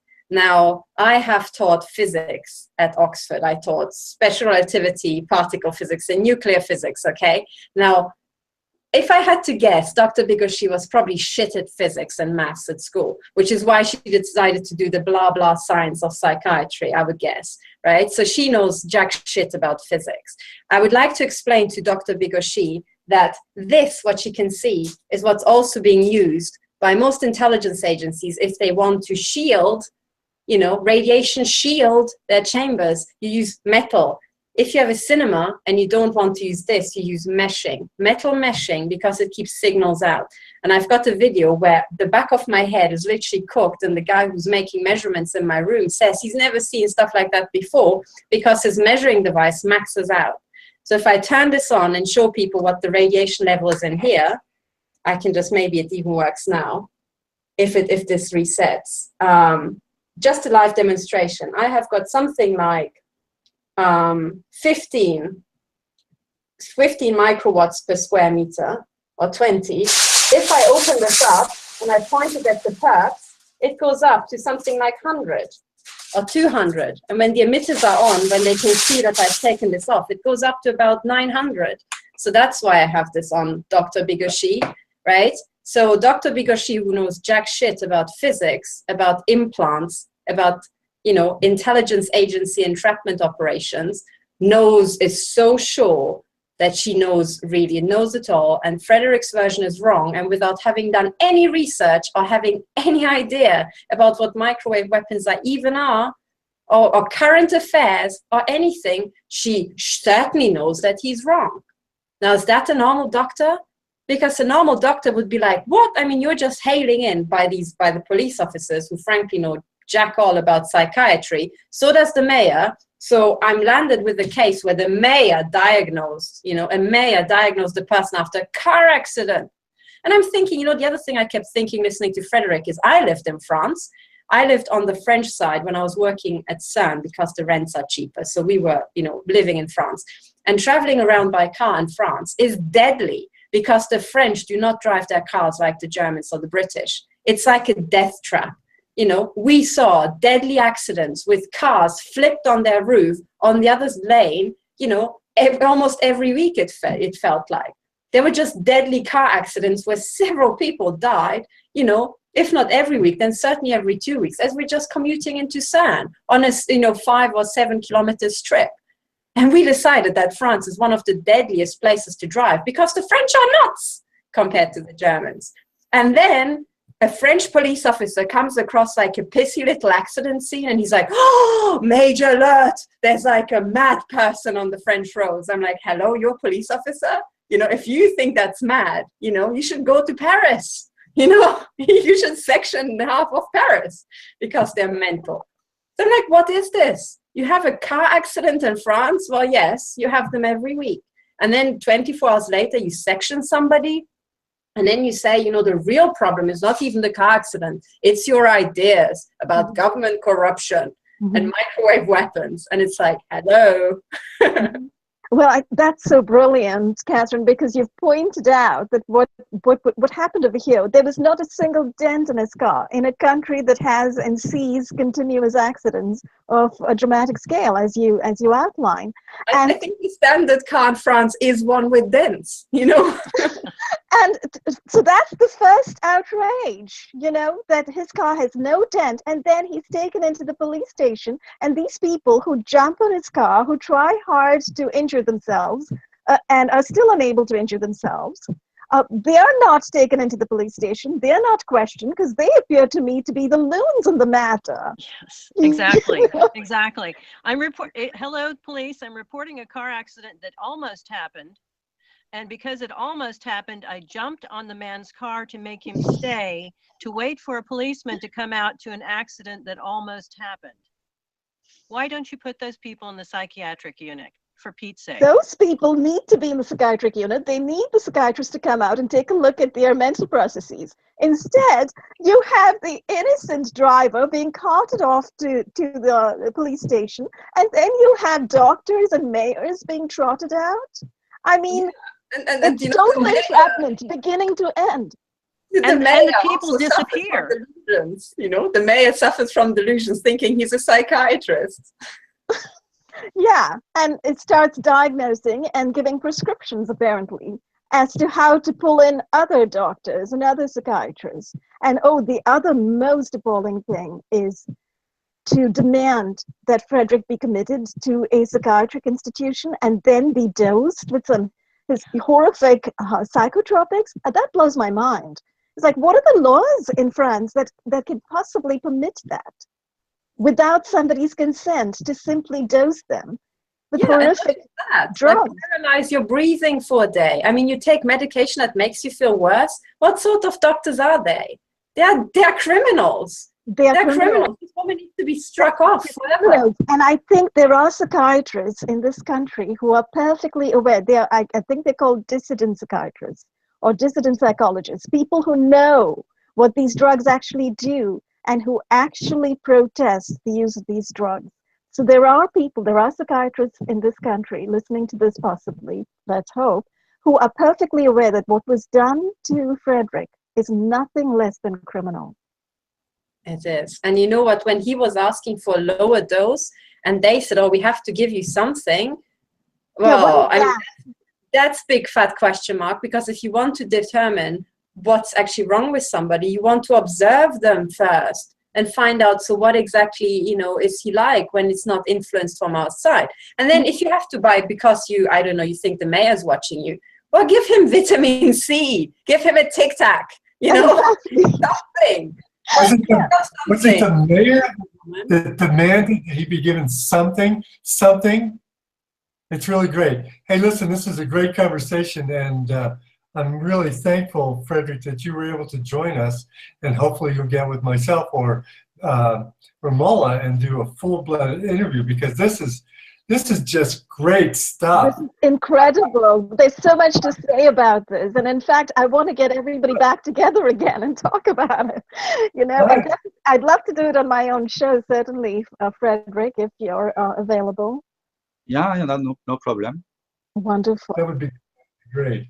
But we have to end this one and bring this Techno Crime Fighters Forum number 16 to a close. Thank everybody for their contributions. We're kind of running late, so I'm not going to ask for final comments unless somebody really wants something, and raise your hand and then we'll go. But thank you very much, Frederick. What a great story. We're going to feast on this for a long time, and hopefully you can get released and they'll start treating you like a human being again. Thank you very much. That's the end of episode 16, Techno Crime Fighters Forum, and we're signing off.